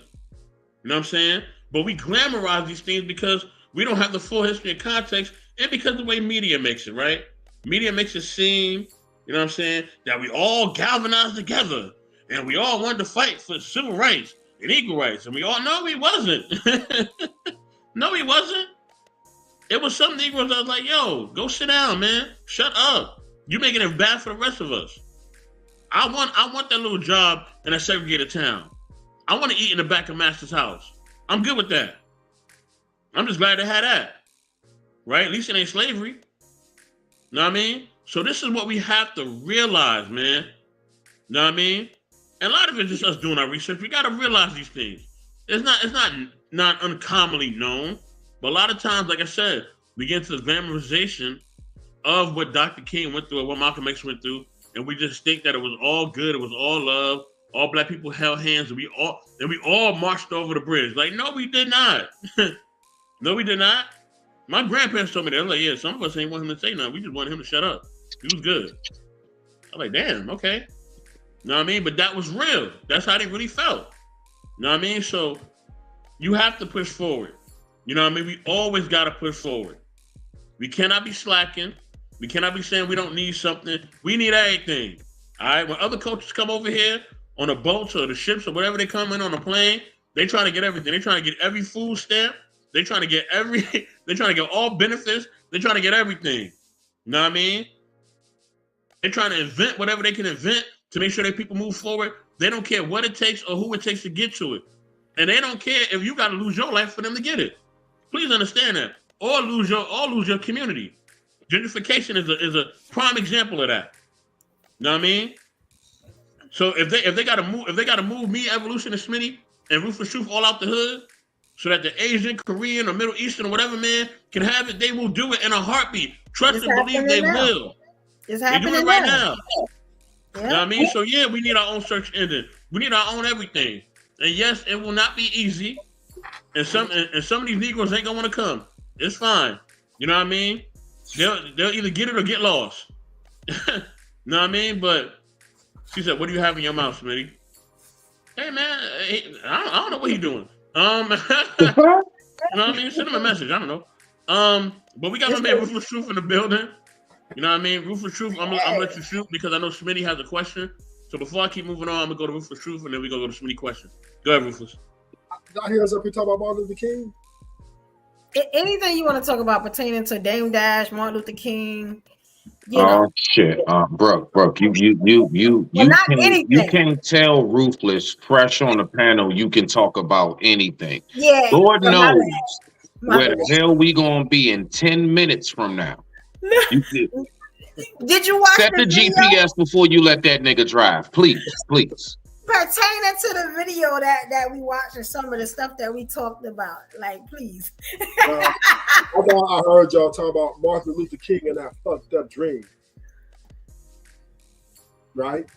And Go ahead, Ruthless. I think with the civil rights movement, although it was, I would say, I guess the only move the blacks saw to do, but it was shameful and distorted.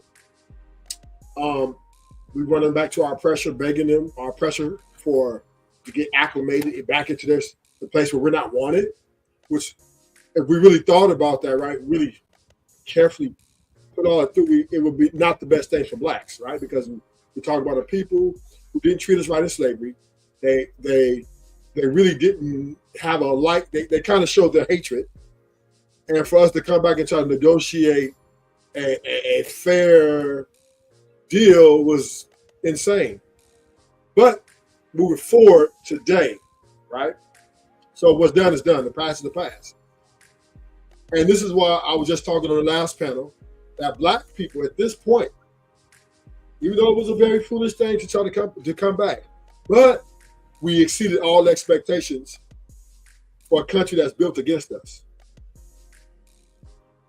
And all black women need to give us more credit and stop whining, because there are a lot of black men who punch the lines of successfulness, right? And we have to champion our greatness, right? We got to champion how we've moved as a people instead of so much focusing on the negative of our people, because it seems like we don't. Even though I don't agree with Martin Luther King did, but what he did, obviously a lot of blacks did agree with it, but they forgot about the struggles to get here, where we at right now. And them struggles, right, are part of us black people even to this day. We remember, we pay tribute. We have a fucking holiday, right? But yet we get on here right after holidays and call each other names and throw water and ice cream at each other. So if we're going to represent this thing with Martin Luther King and them did, right, let's do it right? We got to be better towards each other. We got to be black women and black men, and black men and black men need to be better towards each other. We need to have more decorum. We need to hear each other out.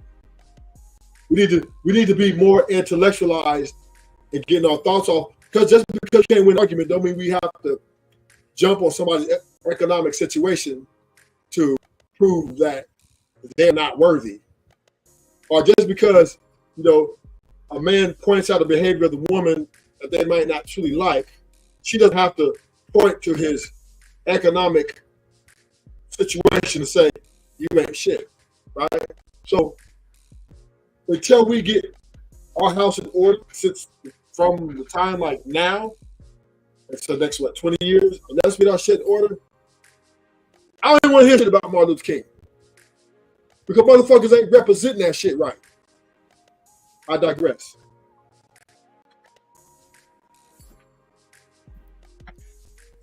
Okay, yeah. My therapy is working so well.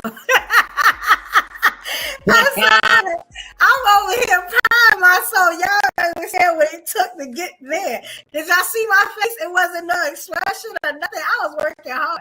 Like, damn it. You know what I'm saying? I'm doing good. But he made some good points though. This is the first time I really ever listen to Ruthless. But salute to you, Ruthless. Some of that, you know what I'm saying? But most of it, 90% of it was great. You know what I'm saying? Let me ask you something. How you feel about Obama? When his presidency, how you feel about that? Well, Obama did was an indictment on black people selling out for their oppressor, right? And now a lot of black people celebrate, oh, we got a black president, da, da, da, da, da, da, da. But really, he didn't represent our best interests, right? He talked a good one. No, I give him that. He talked a good one. Matter of fact, he was a little bit better than Martin Luther King, in my opinion. Like, God damn, like, this nigga got mouthpiece, right? I like him, but I know he's fake. But damn, you can't help but like this bro. But so my point is, though, us black people, and this is why I kind of don't rock with Obama, is he forgot our struggles, man. This is almost like saying black people being police officers, black people going to the military. Like we're participating in some shit that really is a bit of an embarrassment because we're in a place that we're very disliked. But I'm not going to judge, right? You got to do what you got to do to survive. So at the end of the day, we're here and we're now. And so I'm going to say to the guys who went to the military and who are officers, Obama, at least your objectivities of success. And you have complied to the point and we can compete with other races. We're an elite people, right? We can, doctors, lawyers, you name it, where we at? What y'all want to do, right? We there. Every gangsters, right? We that too, right? What y'all want to do? We can do the streets or we can take it to politics, right? Black people are the top of the cream of the delicate crop, right? And we're serving it up on the platter. But then we come on here and throw it all away for a motherfucking argument about beans and rice. Right? We throw it all away. Fuck you, nigga, you ain't shit. Y'all broke ass, right? We just throw it all away. We throw all our great success away for an argument that is which is not really worth the weight and gold. Because the ultimate objective is to understand our struggles, how to communicate with our women, because right now we are a little bit, in negotiations with our women, trying to get them to come back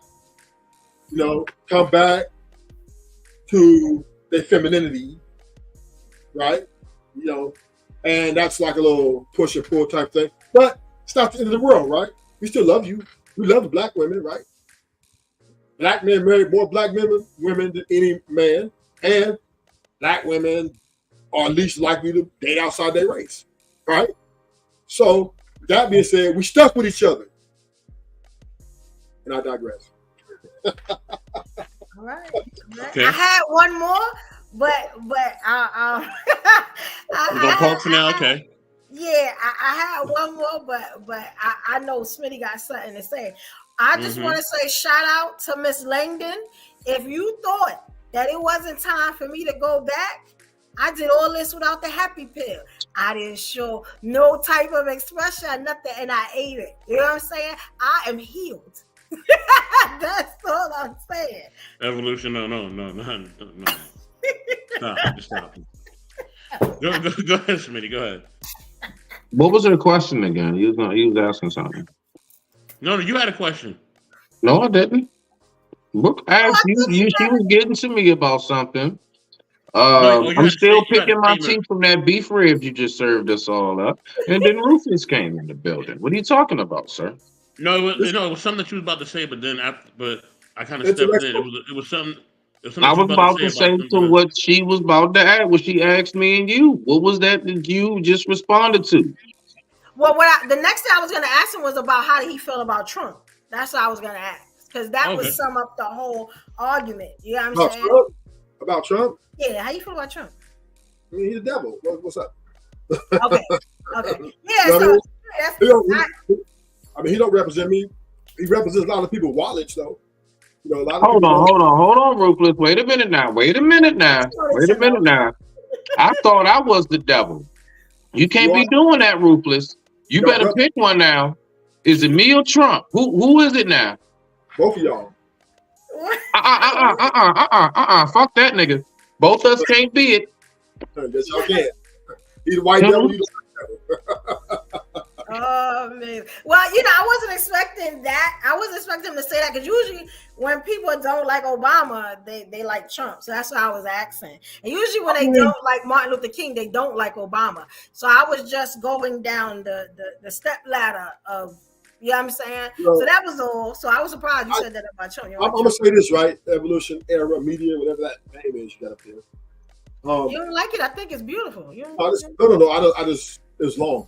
But anyway, I don't dislike Martin Luther King or Obama, right? I don't have no personal beef against them, right? So I'm not saying that, oh man, fuck them, none of that. I don't agree with their methods, right? On the way they went about their successes. But who am I, right? I'm just. Oh, I'm sorry. I'm just a person here. You know what I mean? And can I ask a question? Yeah. Like, okay, so when we first started, because this ties into it, we were talking about like unity, right? And how we don't kind of support each other, you know, kind of something like what you were saying, you know, as a community. You get what I'm saying? If you feel like, do you feel like if we didn't have people like Martin Luther King, like Obama, you know what I'm saying, that we would be able to sit on these platforms and tell our opinion?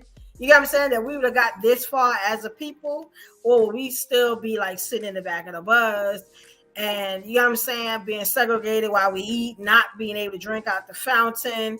You know what I'm saying? Probably still in the slums. Do you think without these men, we would have got as far as we've come now? Yes, we would have eventually said, you know what, enough is enough. One thing about men, we are men of war. We if the civil rights would have transpired, like you said, and we would have been just like divided and we'd had to reside here, we then would have started formulating, okay, just like we did after the civil rights movements, right? We started formulating, because even after the civil rights movement, we were still being persecuted. We were still being attacked. It wasn't like after they did away with all that, they still was going after black people. And we formed, and then we protected, right? So I would say if let's just hypothetically say the civil rights movements would have never came about and we would have been stuck with a divided nation, right? We would have came up with, and I'm gonna give you an example of this, prison, right? When you go to prison, it's politics. You go into your tribe, right?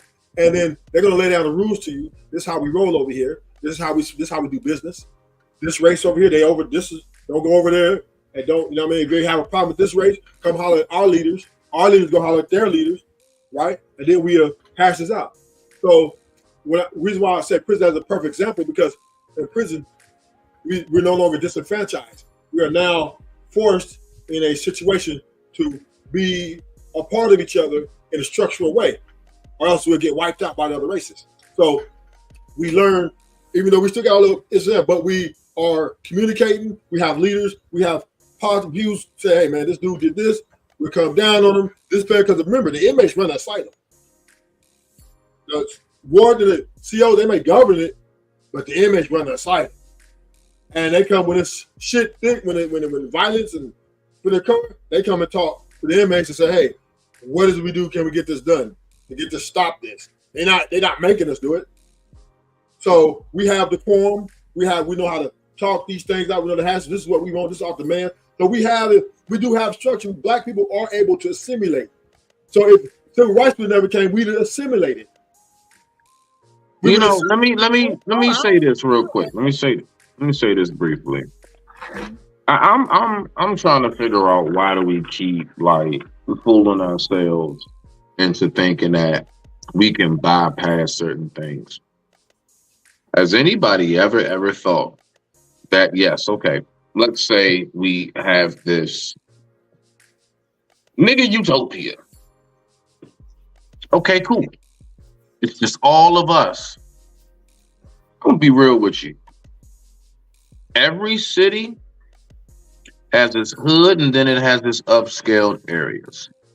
My point is, why do we act like and never talk about the fact that we may have to actually take into consideration not only are not all of us going to go can make it. But even then, we will have segregation throughout our own village.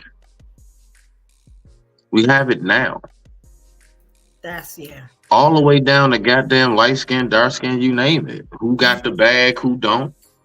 We got segregation now. Who hood, who suburban. Yep.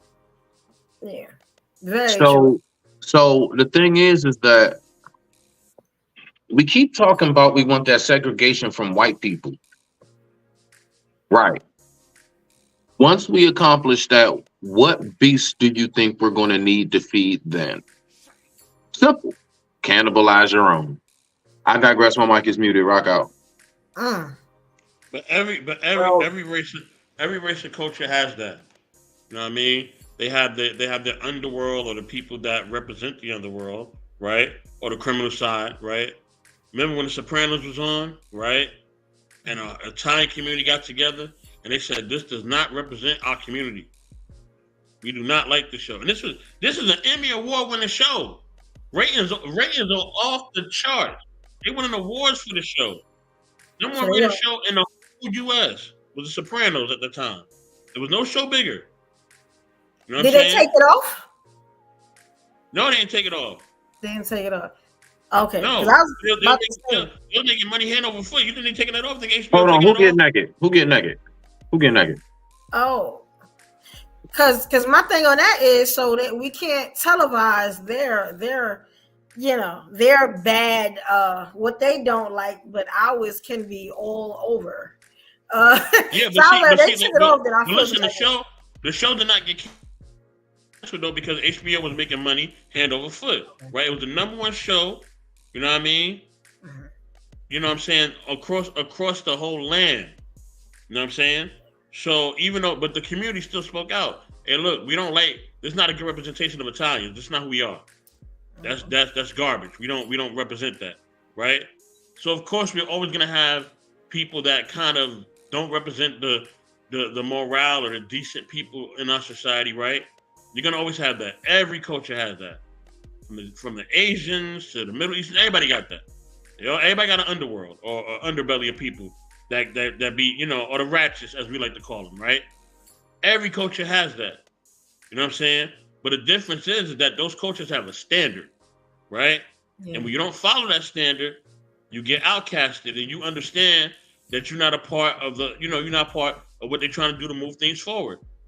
You know what I mean? And the people that's doing the criminal stuff and the crazy stuff, they know that. They accept that. They with the shits, they know it. You know what I mean? So yes, we will have an underbelly of people who are acting up and who are doing crazy stuff like other communities, but at least you will have a community that has a set morale, that has a set way of doing things, and we're not budging. You know what I mean? Just like them other communities. Okay, hold on. Do you think if it was just us, it's only us in this community. Now I want you to look at, what we typically do now. Let's just be real about it. What we typically do now is we let every fucking thing slide. You know that for the most part, we can't tell each other nothing. We can't hold each other accountable. I want you to think, this is a village that was running to get away from segregation and racism and everything. Now we're in this village and it's just us. And you're right. Every village has these things, right?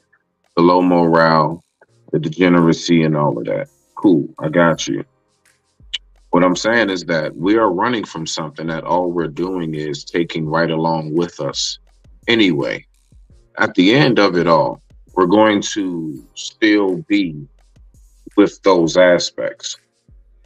Now, I'm not saying stay here and fight the good fight with good old Massa in them. Not saying that at all. Honestly, Smitty don't give a fuck what you niggas do. I'm my own man. I'm always that lone wolf, so I don't give a shit. But listen, I'm gonna say this. The things that we're talking about we want to get away from are the things that will be right there. My point is, if we never have any form of okay, we pull each other up. When you say this morale, leave, right? If we leave the city, we like, all right, y'all, we going off to do our own thing. And if we take with us all of the shit that had us fucked up in the city, what do you think we're going to go ahead and unpack when we get to the village? I digress. My mic is muted. Rock out. But you're always gonna have that. You're gonna have that in whatever culture that there is, right? No matter what culture you go back to and you look at, you know what I mean? Whether it's the Indians and the caste system, they had to fight to get that caste system. That wasn't something that people just, bowed down and did. It was a fight to do that, right? So it was one tribe or one village against another, right? Of the same people. That happens across the board. Like I said, it happens in the Latin community. It happens in the Middle Eastern community. Of course, you're gonna have tribes of the same people fighting against each other. You know what I mean? That's gonna happen. What's the difference between these other communities and us? So the difference is that they have structure because once all that because was of what? Once that was weeded out, and they went to wars, and exactly, Brooke said it. What? Unity. It's that they're unified. Yeah, but in order to get unity, of course, there's gonna be people that we're gonna have to get. We have to get rid of, right? And they may have to be deleted or enslaved, right? Even amongst our own. We understand this. Every culture has that. That's what I'm saying.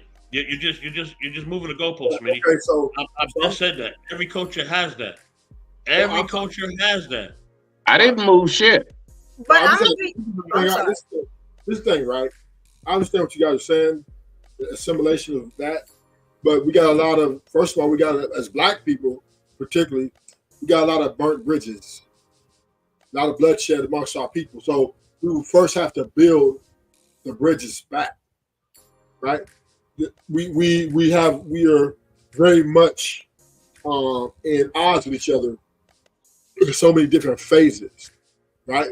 And too many of us assimilate to other cultures, where like in the hood, they grow, they move where the white folks is at, or they, you know what I mean? Like we disenfranchised at this point because the Jews in the hood think they're better than the Jews who get an education, right? So once again, it's just a lot of bridges that are burned, and for that to even assimilate, we have to build these bridges back, and this was communication. That has to first. Then we have to re-indoctrinate, because one thing about the other races, yet even though they are divided still to this day, the Japanese don't fuck with the Chinese, Koreans don't fuck with it, right? But the people of like-minded, if we can find each other who are like-minded, and then assimilate under that form and build the bridges back, then we can leave the rest behind, right? We can leave the descendants by themselves because they're going to do what they're going to do, and America going to build with them. But as far as dealing and build our legacies and making like the black neighborhood great again, we're going to have to mend the bridge, and it starts right here on YouTube. Once again, how we talk to each other, decorum, how to have a civil discord, right? Without being disrespectful, without shaming each other because we want to win an argument or we lose an argument. It starts right here. Simple conversations build nations. I'm wrestling with that because it's like. Let me say my last point, and I'm landing right here. Okay. Right? It's my last point. I never said it was going to be easy. Okay? I never said that. So that thing that took out of your mind, I said it was going to be easy. I never said that. It's going to be hard work. Unity is hard. You think it's going to be easy? It ain't. Hell no. And it's not going to be easy. It's going to be some work to be done. Yes. But go ahead, Evolution. I'm sorry. No, I was just thinking like about that, right? Like I'm just struggling with it a little bit because like I understand what you're saying, like, or what both of you gentlemen are saying, and I say it all the time, we need to be more unified, right? But we have people in our community, you know what I'm saying, that you can't like everybody can't be fake. You know what I'm saying? So it sometimes you have to pull a person coattails right where they at for the stuff that they are saying, especially if they are being disrespectful. You know what I'm saying? Now there are tactful ways to do that. So I understand why people go off. Sometimes I get it. You get what I'm saying? I don't think it starts here. You get what I'm saying? I think that we are still, our mindset are still back in like slavery days. You remember slavery days? And Smitty said a little bit of something about it where, you know, they put the skin tones against each other and one couldn't have more than one. You was in the master house and you get what I'm saying? I think we're still on that type of mindset. I think we got to go way back. Forget about this and you get what I'm saying? And TV and this is nothing compared to, you get what I'm saying? And I see it everywhere, not just on social media. I see it in real life. You get what I'm saying? So it's like the time that it'll take. But evolution era, to your point, our women got to get behind us again, though, as well. Our men have to stand up as leaders. We're already doing it. You gotta understand. Listen, evolution. Let me tell you. Let's take a little history there. Men has always put the work in. I don't know what you're talking about. Black Panthers. Yes, Black Panthers. You know how many homies are serving a life sentence because they came up and rebelled and went against America, so that we can have some sort of respect in this country. A lot of men pay the price for that, not women, right? And as far as hands-on, we're talking hands-on violence or whatever, right? You pay the price, and they're still paying it. Some of them died in prison. Okay, so the white men, like Black Wall Street, right? When they came in and slaughtered all of them, and that's why the Crips and the Blood, all of them was reformed. Right, we formed and assimilated into some sort of structure, but somehow we lost our way, right? And I ain't gonna lie, some of us black men lost our way with drugs, pimping, all that old crazy shit, right? But our women also lost their way too when they sided with the government, getting all these pro benefits, and really figured out that I really can do this without them. And I'm not saying it's all your fault, right? But at this point, 2024, changing. Black men are back on their game. They're on their A game for real, for real. No, we still yes, we are. Yes, we are. We own. Let me show you something. We obtained 80% of the wealth in all Americans. That's one. Yes. And we were more successful than the Africans who got their own country. Right? Ruthless. Let the lady respond too. Yeah, this is what I'm saying. If black men were on their game, like you say, why is it so hard to get the black woman to get up under your leadership? Or because you get what I'm saying? It wouldn't be that hard if y'all were making the money, y'all were treating the women right. This is the stuff I be talking about. Men don't have no accountability. You know, now I could check my sister all day. I can't check no man. You get what I'm saying? So I would need a man to check another man. And we keep going about this thing of, the women's fault and this, and that. If you're not looking at yourself, you can't look at no other woman, especially no woman that you don't have. Like, you know what I'm saying? Like this, and I've seen this all day. I've been watching this all day on the other social media sites that I'm on. To the point where I've got a whole segment I'm about to do, and it's about to make a lot of people mad. You know what I'm saying? But I'm Big Brooklyn. But it's just a thing of we are supposed to be your rib, right? So we are supposed to follow your leadership. We don't see leaders, and that's the problem. You get what I'm saying? But here's the problem. You don't follow leaders, right? You follow the bigger picture, the greater good.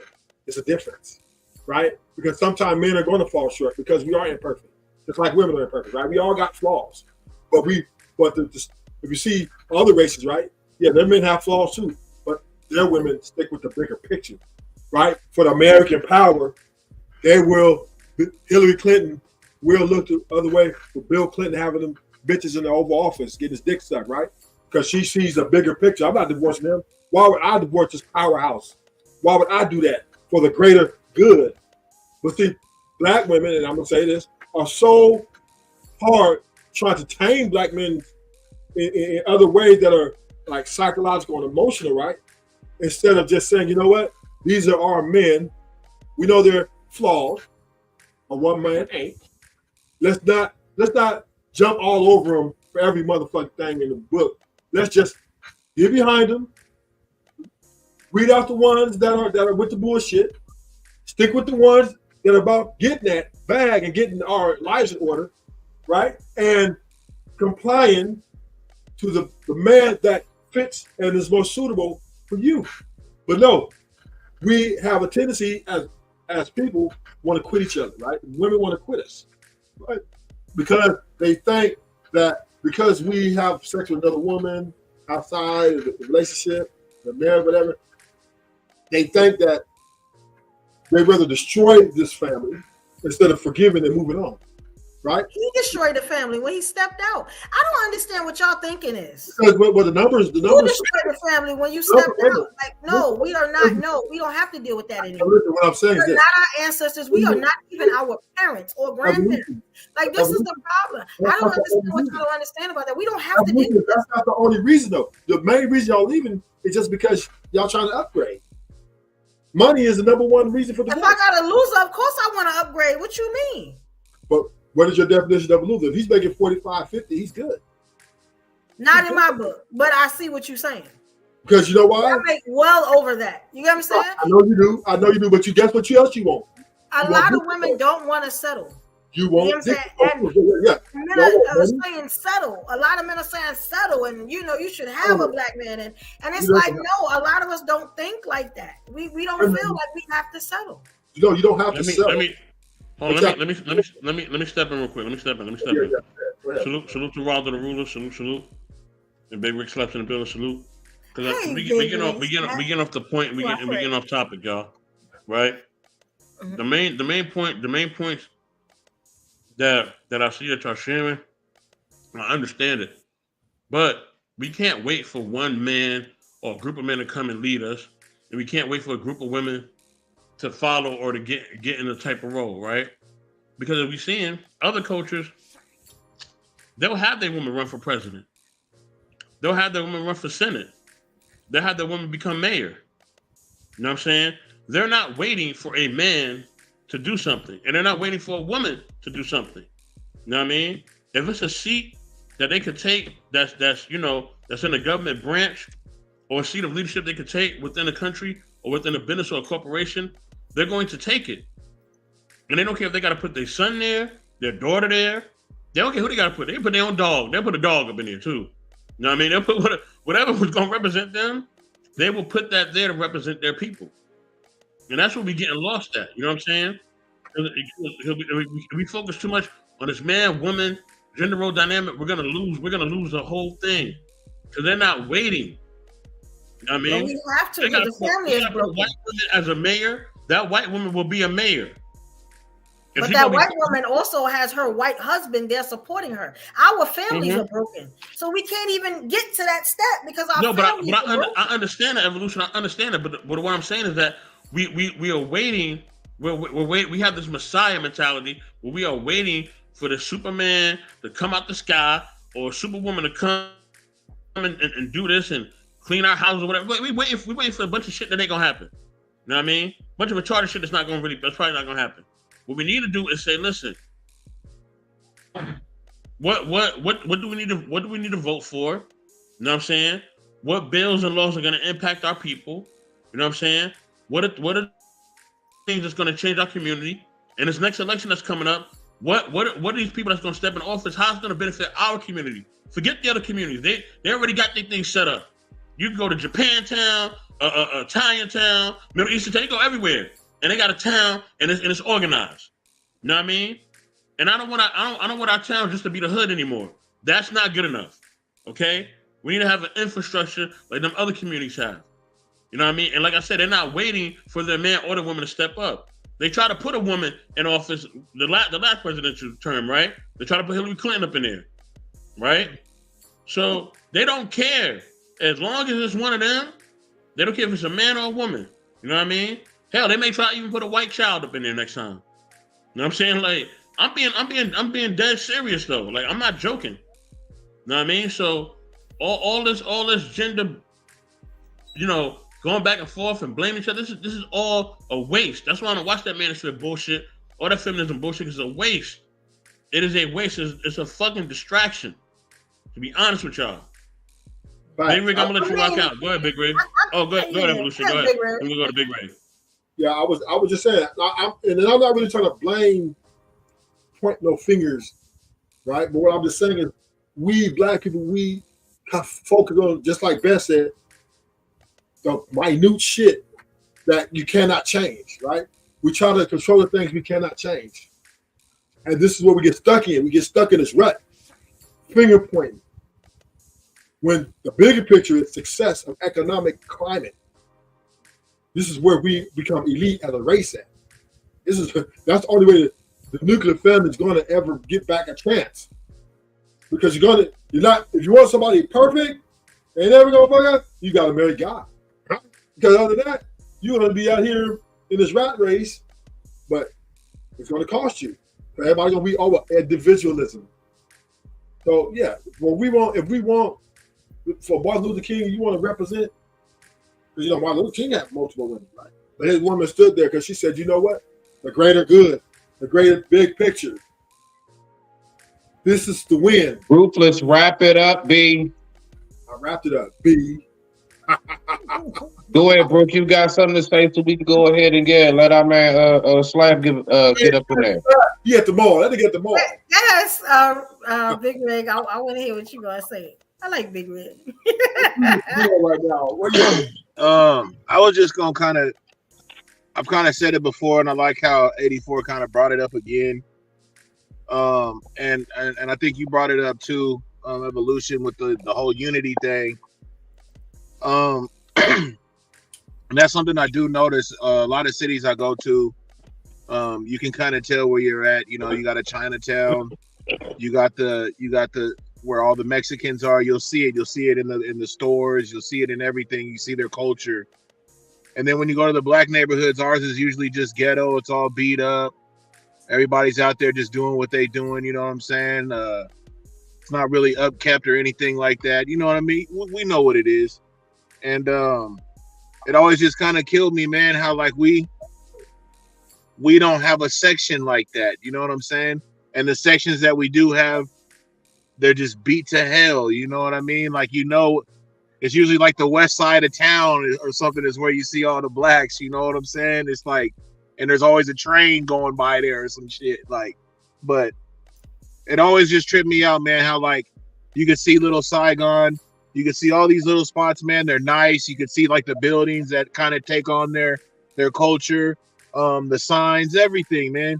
And when it comes to us, man, all we have to show is these hoods. And it's just like, we're so much better than that. And when I hear people talk about, building something from the land, ground up, it's like, shit, we got to come together first, man. And let's build our fucking communities up first and accomplish that. And then maybe we can move on to something like that. You know what I'm saying? So that's all I got with that. I mean, black people got soul food spots. You come to LA, let me bring you to South Central. Right? You got Nolan soul food. You got like Eminem soul food. And you got black. We got a lot of black owned shops down here. I know Nipsey Hussle had some going on that took him out. But he was building. As black people are down and we got our community out there. We just don't want to realize it, right? You go to Inglewood, you'll see all the black shops, all black owners. What's going on? I mean, you can see that in Oakland too. I get what you're saying, but I'm just saying across the board, period. Like every city, it isn't going to be like that. But you know what I'm saying? And almost every major city, you're going to see, the Chinatowns and all that type of stuff, where the Indian people are. You're going to see that. You know what I'm saying? Yes. And it's just different. It's just different when it comes to us. Well, I mean, Chinese bring a lot of drugs in, so of course they're gonna have that, right? So, and the Mexicans bring a lot of dope in too, so that's all right. I ain't gonna get into all of that, man. That's bringing in other shit, though. I'm just saying, they're in the Bay of America. It's all about money, right? Politics. Black people are succeeding. We owe 8% of the wealth. Asians owe 8% of the wealth, and Mexicans have 7% of the wealth. So we're up in there, baby. We up in there. We competing. We got doctors. So do you see that where you live? Because I don't see that where I live. Oh yeah, man. We out here balling out here. Where you at? I'm in New York. I don't see none of that. You know what I'm saying? Oh man, they got I don't see the ball. Well, that's what I mean. It ain't like that everywhere. And like I've been through South Central. I know what he's talking about. And like I said, you can see the same type of things like in Oakland and stuff. But I'm just saying across the board, and you're a perfect example, Evolution, on what you just said. She don't see that. But I guarantee I guarantee you she sees a section where other people are and their culture out there in New York. I guarantee that. Listen, you got successful black people in New York. Believe that. No, I'm not saying that there isn't. I'm just talking about the whole area and just the surrounding, and like you'll know where you're at. You know what I'm saying? Yeah. You know where you at when you're in Brooklyn. It's a turn off the freeway, bro. Yes. Like it'll tell you stuff like that. I have to go into the Italian neighborhood to see that. There you go. See what? When I was on the East Coast, I seen there was a lot of Jewish neighborhoods, especially the Jewish neighborhoods with the houses that look like mansions. We have to walk through and drive through that to see the wealth and stuff that you're talking about. I don't see that type of shit in California. Oh, what you mean? See? What you mean? I'm just saying how their dynamics was when it comes to the different cultures and shit out there on the East Coast. Oh, well, because they have different people out there. We're not just like how we have Mexicans, they got hella Puerto Ricans and Italians and shit. We got kind of just these white people. They got like Italians and Russians. The Russians too. Yeah. What I'm saying is this, right? I'm gonna say this and I'm gonna land this plane. Us black people, 80% of us are well-to-do, and maybe not all rich, but at least middle class and up. 20% are, what they are. So we're doing better than a lot of Africans who own their own country. Black people are very successful. I don't see what y'all saying. I'm not saying that we're all the most wealthiest because white people, they got that. But we are competing. We got black. I'm not talking about success though, bro. I'm not talking about success. Unity. We're going to build a black community again, right? Once again, we have to build. We got to get the bridges. We got a lot of burnt bridges. We're going to have to bridge that gap. I'm talking more about the bridges, bro.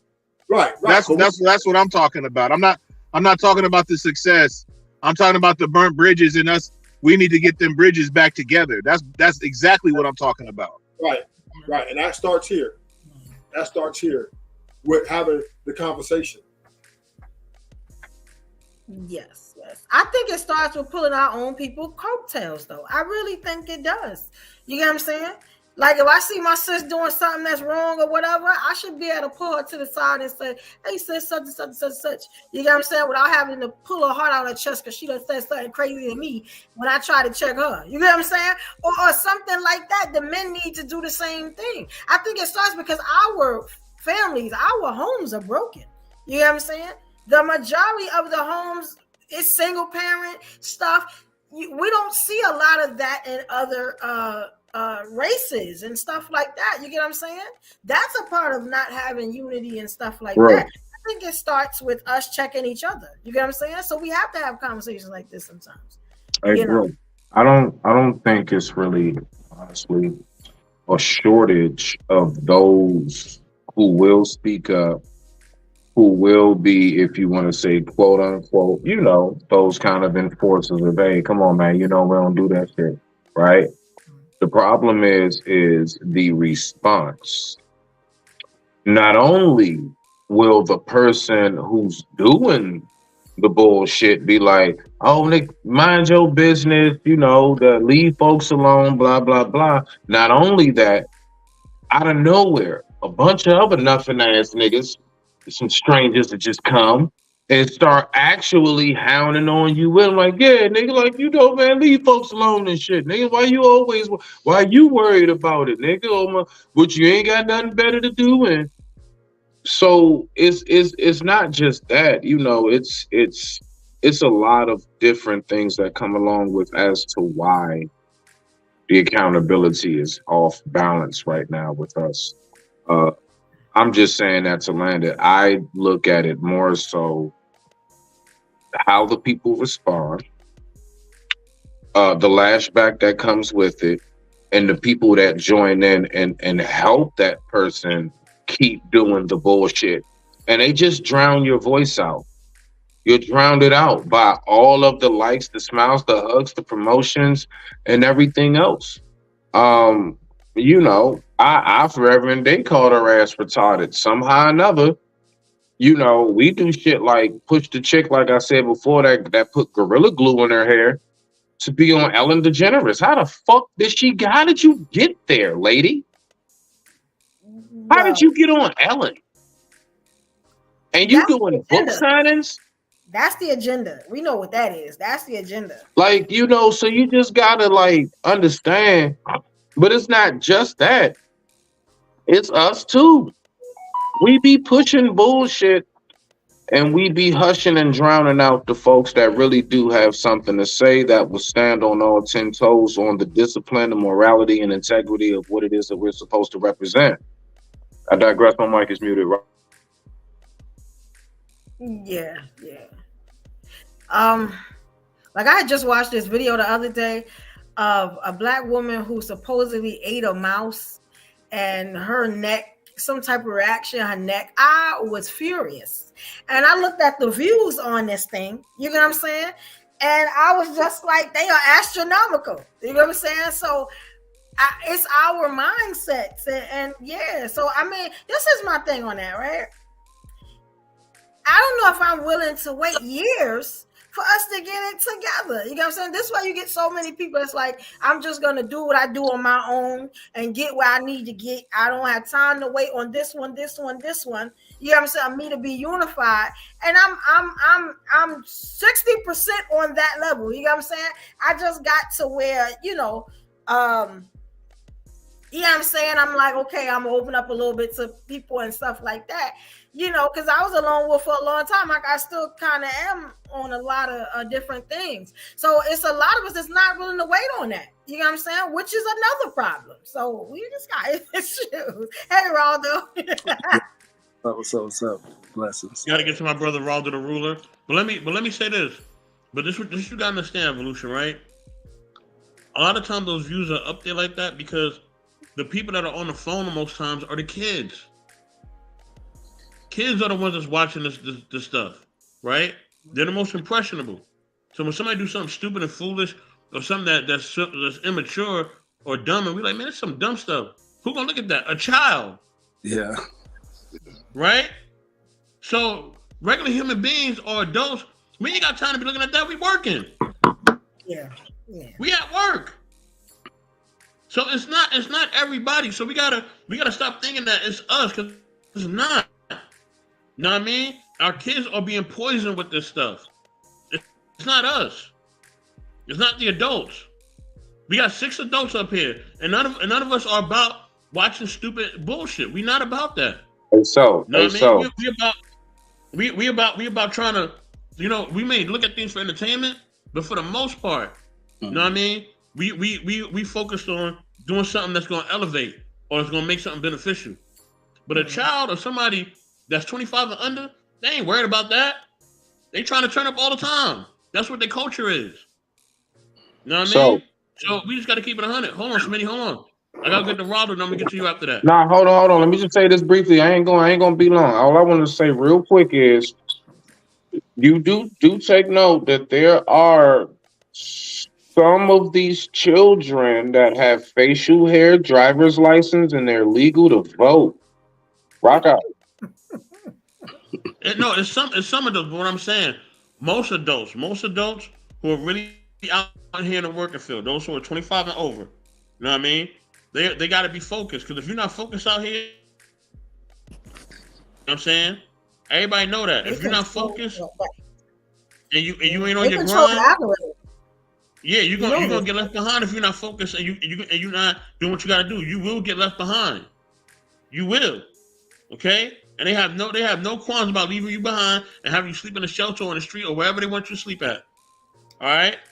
So we understand this. So if you're a well-embodied adult, you don't have no time to be looking at no dumb shit. You just do not. And we understand this very well. Raldo, go ahead. Man, well, blessings. Thanks for having me on. Peace and blessings to everybody in the panel and chat. Yeah, I heard some of the conversation, and I totally agree, man. I think we just not together on a lot of things, man, especially when it comes to the Black power and, like, you know, how we can unify and bring about change. You know, we got, whenever something affects us, it's like they throw up different things in our struggle, so our attention become diverted and not fully focused, you know. No disrespect to the queens, no disrespect to LBGT, but then they'll start saying, hey, we need a feministic movement. Let's get on that. You know what I'm saying?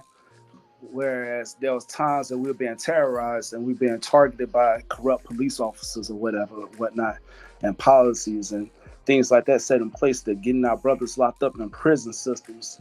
And then LBGT would come and say, hey, let us feed off the black struggle also as well. Whereas we're not considering, regardless of your sexuality, regardless of your gender, right? Or genitalia, you know, there's a war against us as a whole. And it's like we just got to learn how to band together. It's like we got religion separating us, and then we don't know what to call each other. Whether if we like Black Americans, or you know what I'm saying, then we like, oh well, I'm not African American or I'm Moorish. You know, it's just so much that divides us.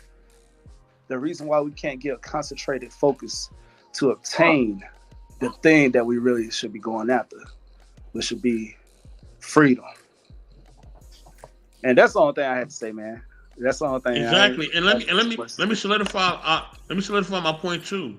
Our media, our music, and things of that nature is mostly controlled by our children, or younger adults. It's mostly controlled by that. It's not controlled by somebody that's over 25. You know what I mean? You'll have some people who's over 25 and they may make a record here and there, or they may make some music here and there. But the ones who controlling it are the youngins. Let's be honest. They really pretty much run the communities now. So how do you think whether it's through their influence, or whether it's through what they buy, or whether it's what they promoting? And the record companies and the business owners know that, so they come to the hoods and they give these little kids all this money, right, to promote different music like the drill music and all that, right? Knowing that they don't have no financial education, knowing that they have no type of balance of guidelines, right? Knowing that this music is promoting death and destruction, right? But they could come in, offer them a contract. Their parents are so hungry, you know what I mean? And they so tired of working every day. They're like, shit, $500,000, yeah, sign that contract, right? They're not thinking about what their son was rapping about. All they see is that $400,000, right? That's the first thing they seeing. They seeing that $1 million deal. That's all they focusing on. Cause they got to go to work, you know what I mean, in 2 hours. So you bringing me a contract that says $500,000. Yeah, you're gonna sign that. Would you sign that right now? They're not thinking about the consequences because they want to escape the reality they're living in. This is what goes on in my neighborhood, Evolution neighborhood, all the neighborhoods that's out there. A lot of it. That's why a lot of it goes down that way. You know what I mean? So go ahead, Evolution. My bad. You know, I was just thinking. I was like, have y'all ever thought? Because I know everybody in here is content creators and podcasts and stuff. Have y'all ever thought about who controls the algorithm? Oh yeah. Now, okay. Nah, that's actually slid my mind, bro. Now let me tell you why that's important. This is why I say that all right, so this is how I think, right? And this is how I do a lot of my content. You have to know who you're directing your content to. If you're this is why Dame Dash, remember when he was talking about what they call the it factor? If you don't have that it factor and you don't know who your content is going to and who is focused on and who controls the algorithm, what type of people, what age group, what they are interested in, what they are focused on, then you get shows that are boring, that nobody watches, that you get no views from. Now, this is the thing, right? So I understood. I was just looking at a note that I put about what Dame Dash said, because he was starting and then Willie took him somewhere else. In order to be a content creator, you got to stay up with the times, right? Because you have to be relevant, right? Which means that if you're just doing content for you, you're not going to get anywhere. You know what I'm saying? That's why I kind of stopped listening after a while, because there was a thing of, and I stopped myself. I'm going to have to get back to it. Every week I used to see who was controlling the algorithm, where the content was supposed to go and stuff like that. And then I would make reels and videos to that. You know what I'm saying? And that's how the name Evolution got out. You know what I'm saying? But it was a lot of hard work. And I think as like content creators, because there is no like unity and stuff, we're gonna have to figure out what's the demographic that we gotta go to, and so we can benefit from all this stuff we're doing, even these talks that we're having.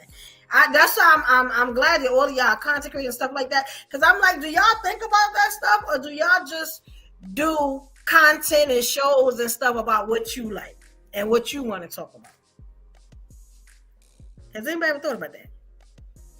I know I'm a little younger than y'all, but I'm just like, No, you're on to something, bro. You are. You actually bring up a very good point, because for the longest time on YouTube has been out a lot longer than we have used the word algorithm.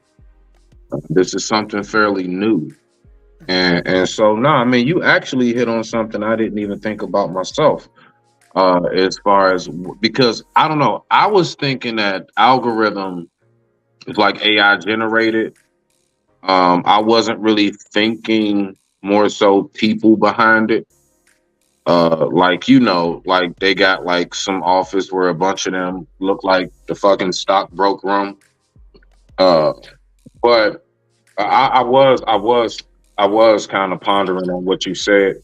I do find that interesting because I noticed, like, for example, I don't think it's just because it's him. The one video I got shorts that hit well over 1,000, 2,000. But like that one video I got with Booty Johnson, Fleece. That one is like my highest viewed video, comments and everything. That hit like, 1,000 or something more. And it's crazy because with him and the picture on the thumbnail, and this was right when he came out, he was huge on the algorithm, and I believe it just hit because it was him more than anything else. Because at least not yet. I ain't seen no numbers like that. You know what I'm saying? Maybe one day, that'll be a usual. But yeah, for right now, nah, that's unheard of. I digress. My mic is muted. Rock out. Because I'm just making a point that if the kids are the consumers and stuff, then we gonna have to start twerking and TikToking, and you get what I'm saying? Because I'm already doing that, but I'm doing another platform. Not the twerking part so much, but it's coming. You know what I'm saying? I was about to say the TikToking or the twerking. I was just about to ask you clarifying. At this point, you know what I'm saying? With all this I'm sitting on, I'm about to start twerking something. I need to see these numbers because I'm starting to see, women that look less than I do, you know what I'm saying, getting a lot of love, and I'm not, because I'm sitting in this seat every week. You get what I'm saying? Not saying I'm a be raunchy with it, nothing like that, but I could do a TikTok video. Like, you see them dancing and stuff like that, and you know what I'm saying? Not the stripping or nothing. The little dances they do. When they do the backpack dances and stuff like that. Because I'm like, obviously, I love talking to my people, but my people ain't watching. It be the younger people that's watching. They love when I do a real, you know what I'm saying? So I'm like, I'm going to have to start doing that. I do comedy on TikTok. They love that. And if I do something like this, they sleep. So it's like, you got to, yeah, that's just a little tip. You get what I'm saying? That I've been. Don't forget the cucumber. Talk about that all the time. The cucumber. I got a little two-step. I look good. I'm about to get up. You know what I'm saying? From this damn seat, because it ain't helping me. That's what. Let me get the queen. Queen, go ahead, and then I'm gonna shoot my nuclear missile. But go ahead. I don't know what y'all talking about. That's all good, Queen. Queen, right? Ruthless can get up here and run off at the mouth aimlessly. Queen, rock out. No, I don't do that. We were talking about just having unity in our community. What would it take? And basically, now we're talking about just the algorithm, content creating, and who controls the image of our people. And I'm about to filet mignon this, but before I filet mignon this, I'm gonna let Queen go. Well, there was a video out about I think it was an Asian guy, and he said that the algorithms out there is different than they are here, and what people see is very different. And We all know money talks, BS walks. So who got the money, who got the power? That's who controls it. I don't care what you put out there. It's also what you play and what you replay. You know, on my personal pages or whatever else I got going on in my life, only thing I play is positivity. I play people serving homeless people. I play people giving back to the community. That's what I play, because that's what I want people to see on my feed. Now, when you look at the younger people, you know, I do fault the older people, because it's almost like I see too many women competing with the younger girls. Like, they are trying to look like them. They're trying to be them. You're not them. Let it go. It's nothing wrong with looking. It's okay to age gracefully and be classy. You don't have to be a hoe and a thought and walking around looking like you're 12 years old, sliding down a pole. I'm just saying, you know, you're too old for that. You know, you can still be sexy, but you can be classy. And that's the problem too. And so then you got these young girls who think they know it all, and they're having multiple babies. So now they're raising little girls who are now off the hook under the age of 10. So it's getting worse and worse as the day goes by. It's crazy. I don't understand it. I don't get it. But, you know, I think we have to value different things. You know, we have to. And there was another video out, can share with you guys, maybe at one point, of two 1-year-olds. It's a black 1-year-old little boy, and it's an Asian 1-year-old. The little boy is rapping. He talking hella crazy, inappropriate stuff, but he's rapping. Everybody's behind him. Yeah, yeah, yeah. And the little Asian boy is doing a major like color puzzle, where he's got to figure out how to move stuff and color. So look at what's being fed to us. Look at what's being fed. It's important, you know. Yeah, I think it's unfortunate, but you know, I think you can make an impact, but you got to be willing to put in the work. And I don't think a lot of people want to put in the work. Everybody's so selfish and don't understand that kindness doesn't cost any damn thing. Holding the door for somebody, saying hello, you know, like, it doesn't cost. And this is the problem. Everyone's become so damn selfish and self-absorbed. And that's why we keep losing. But that's okay, because the people I'm around, the community I'm a part of, we're going to win. I'm not waiting for the rest of y'all to get on board. I'm not waiting for my race to change. I'm not doing it. Good luck. Fall by the wayside. Those on my boat, we're going to be all right. We're going to eat. We're going to fly, and we're going to soar. And that's all it takes. It takes one little act of kindness that can go a long way. So, yeah. Hey, Queen, let me Queen, I don't like heights. Can we just like walk? Can we just, you know, I'm good at the crosswalk. Let me. Nah, I don't walk. We can ride. Let me shoot this nuclear missile in the air, man, so I could destroy this. All right. Oh boy, you know, when I started this channel, you know what I mean, it was something that I did because it was more or less something that a lot of people around me was like, hey man, you should do it. I'm like, all right, I'll try it out. You know what I mean? Why not? And then I met somebody that changed my life forever. Queen already knows who I'm gonna mention, so this is where we gonna go. Met the great Cubilla Jones Harden. You know what I'm saying? And this person gave her very life for this channel to be alive today. She has more videos on this channel than anybody. Anybody. Okay?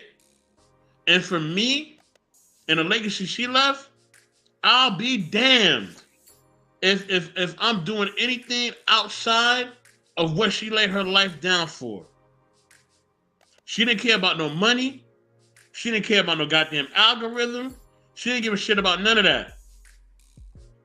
The thing she cared about was her message. You know what I mean? If we had the show was at, let's say the show was at, you know, let's say it's 8:01 right now. Start at 8:05, right? The show starts at 8:05 or whatever. This one would be here at 7:59. On time. You know what I mean? On course, focus. You know what I mean?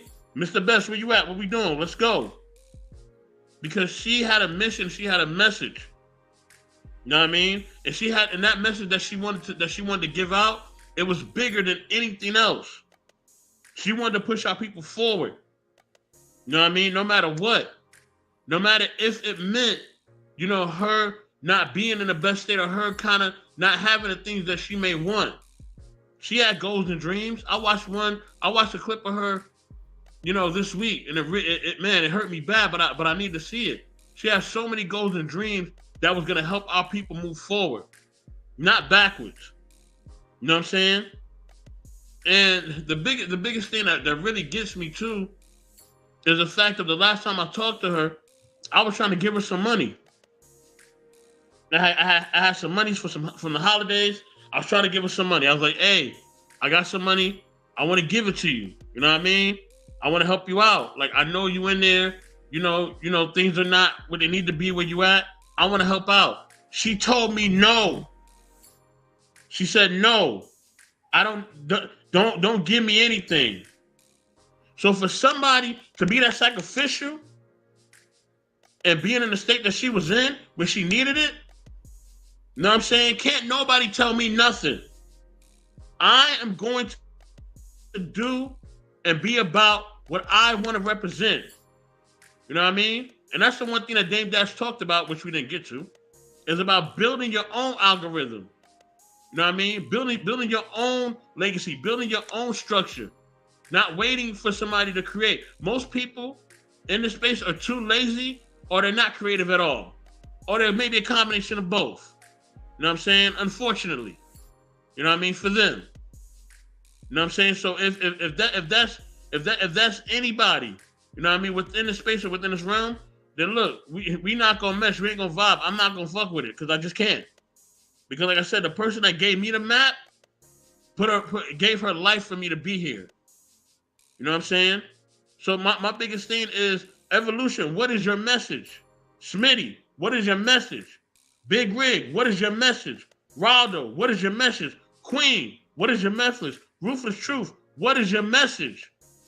What message are we trying to convey? Where are we trying to take this? Because that's what's going to matter at the end. That's how you're going to be able to live with yourself, knowing that you put your best foot forward and you delivered the message that you wanted to deliver. That's it, and that's all. And in that way, you can live with the results. You know what I'm saying? I can live with the results knowing I gave everything I got. I did everything I wanted to do. It is what it is. You know what I'm saying? And that's that. So that's what that's to be about. What message do you want to put out there?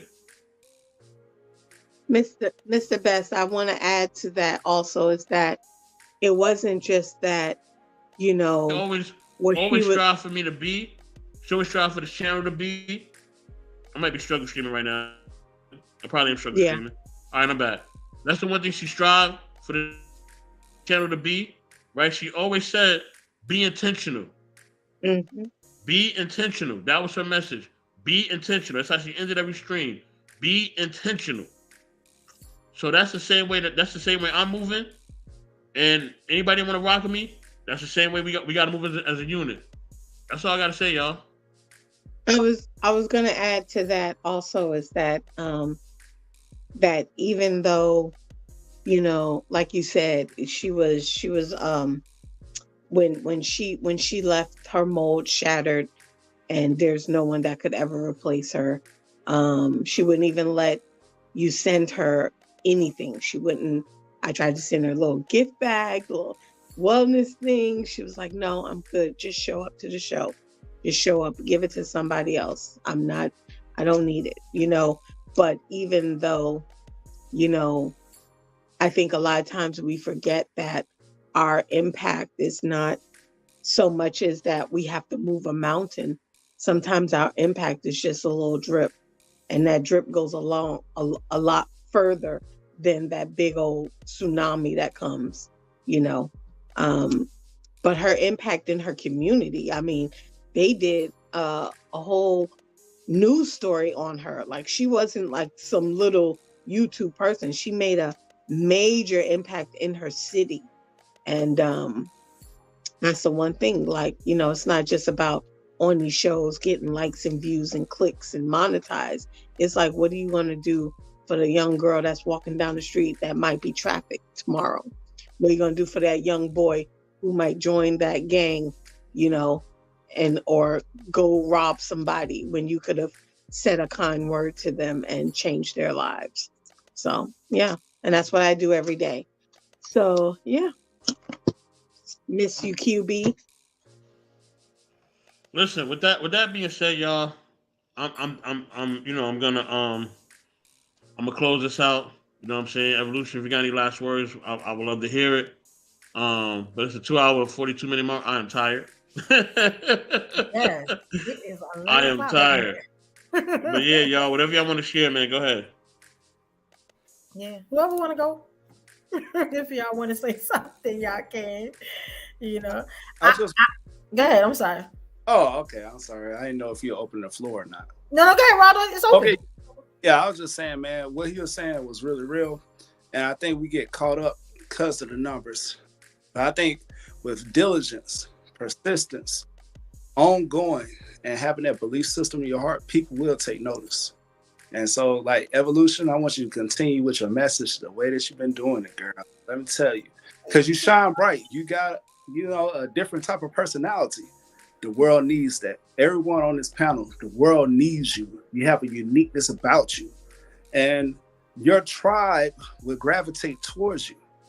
And, you know, it might be years, but it'll be one person that be that influential person. If it's not you, which I pray it is, you know what I'm saying? But somebody in your circle can grab the vision and run with it, man. Think about the person. I was just thinking about the person who influenced Dr. Martin Luther King, since we just had his birthday the other day, right?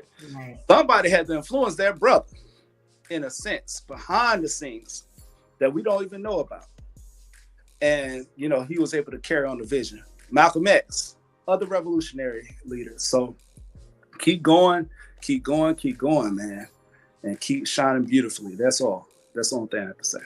Thank you, King. I just want to say to Roldo too. Roldo, man, I really, you know, I really am inspired. And definitely, Evolution is definitely a superstar amongst superstars. You know that. One thing I want to say to Roldo, man, is that you inspire me so much, because no matter what you're going through, you keep pushing. You know what I mean? And you show your vulnerability. You know what I mean? To us who really follow you, and to us who are part of your movement. So Thank you for showing that, man. Thank you for showing us, you know what I mean, you know, a real aspect of what Black men and what Black people should be. You know what I'm saying? And I salute you for that, man. I know sometimes, you know, you may have some rainy days, but man, you always keep it positive, and you always keep focused on the things that you're trying to achieve, on us being our best and us being, you know, focused on love and unity. So salute to you for that, man. Definitely, man. I definitely acknowledge it. I appreciate you, guys. Thank you. Yeah, Lord. Thank you. Yes. Anybody else want to say anything? Thank you, Otto. Thank you, King. You know I'm a fan of yours. Always will be. Anybody else want to say anything? I just want to say I gotta go, but thank you, and always, you know, putting up with me coming late and not knowing what the topic is. So now I'm gonna do better. But anyway, yeah, keep going, guys. That's it. Keep pushing. And on that note, I am out. What's up, Big Rig? Wake up.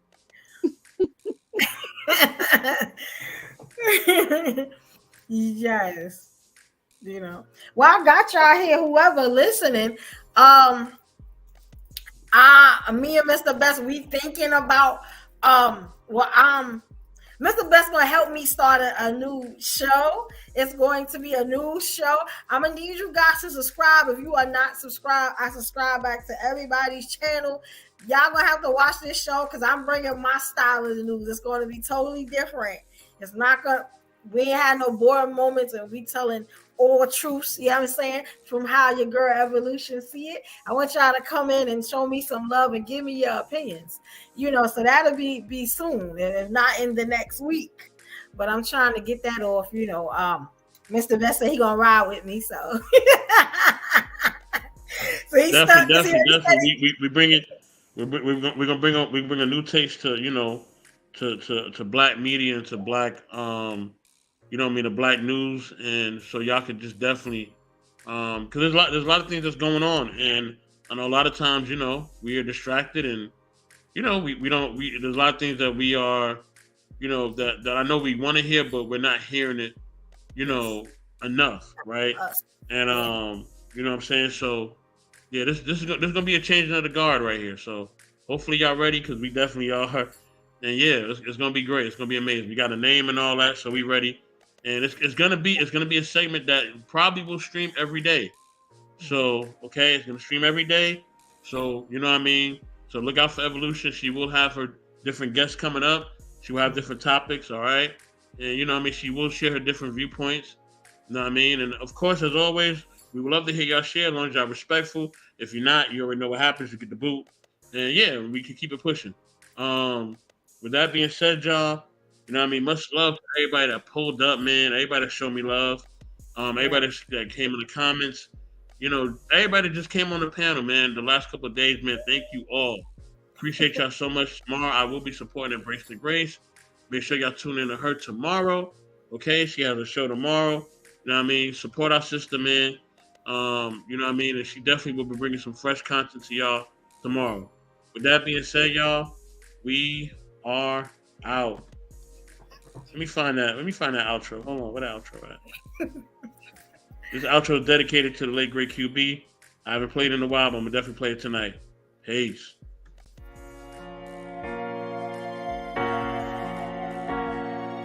The DJ.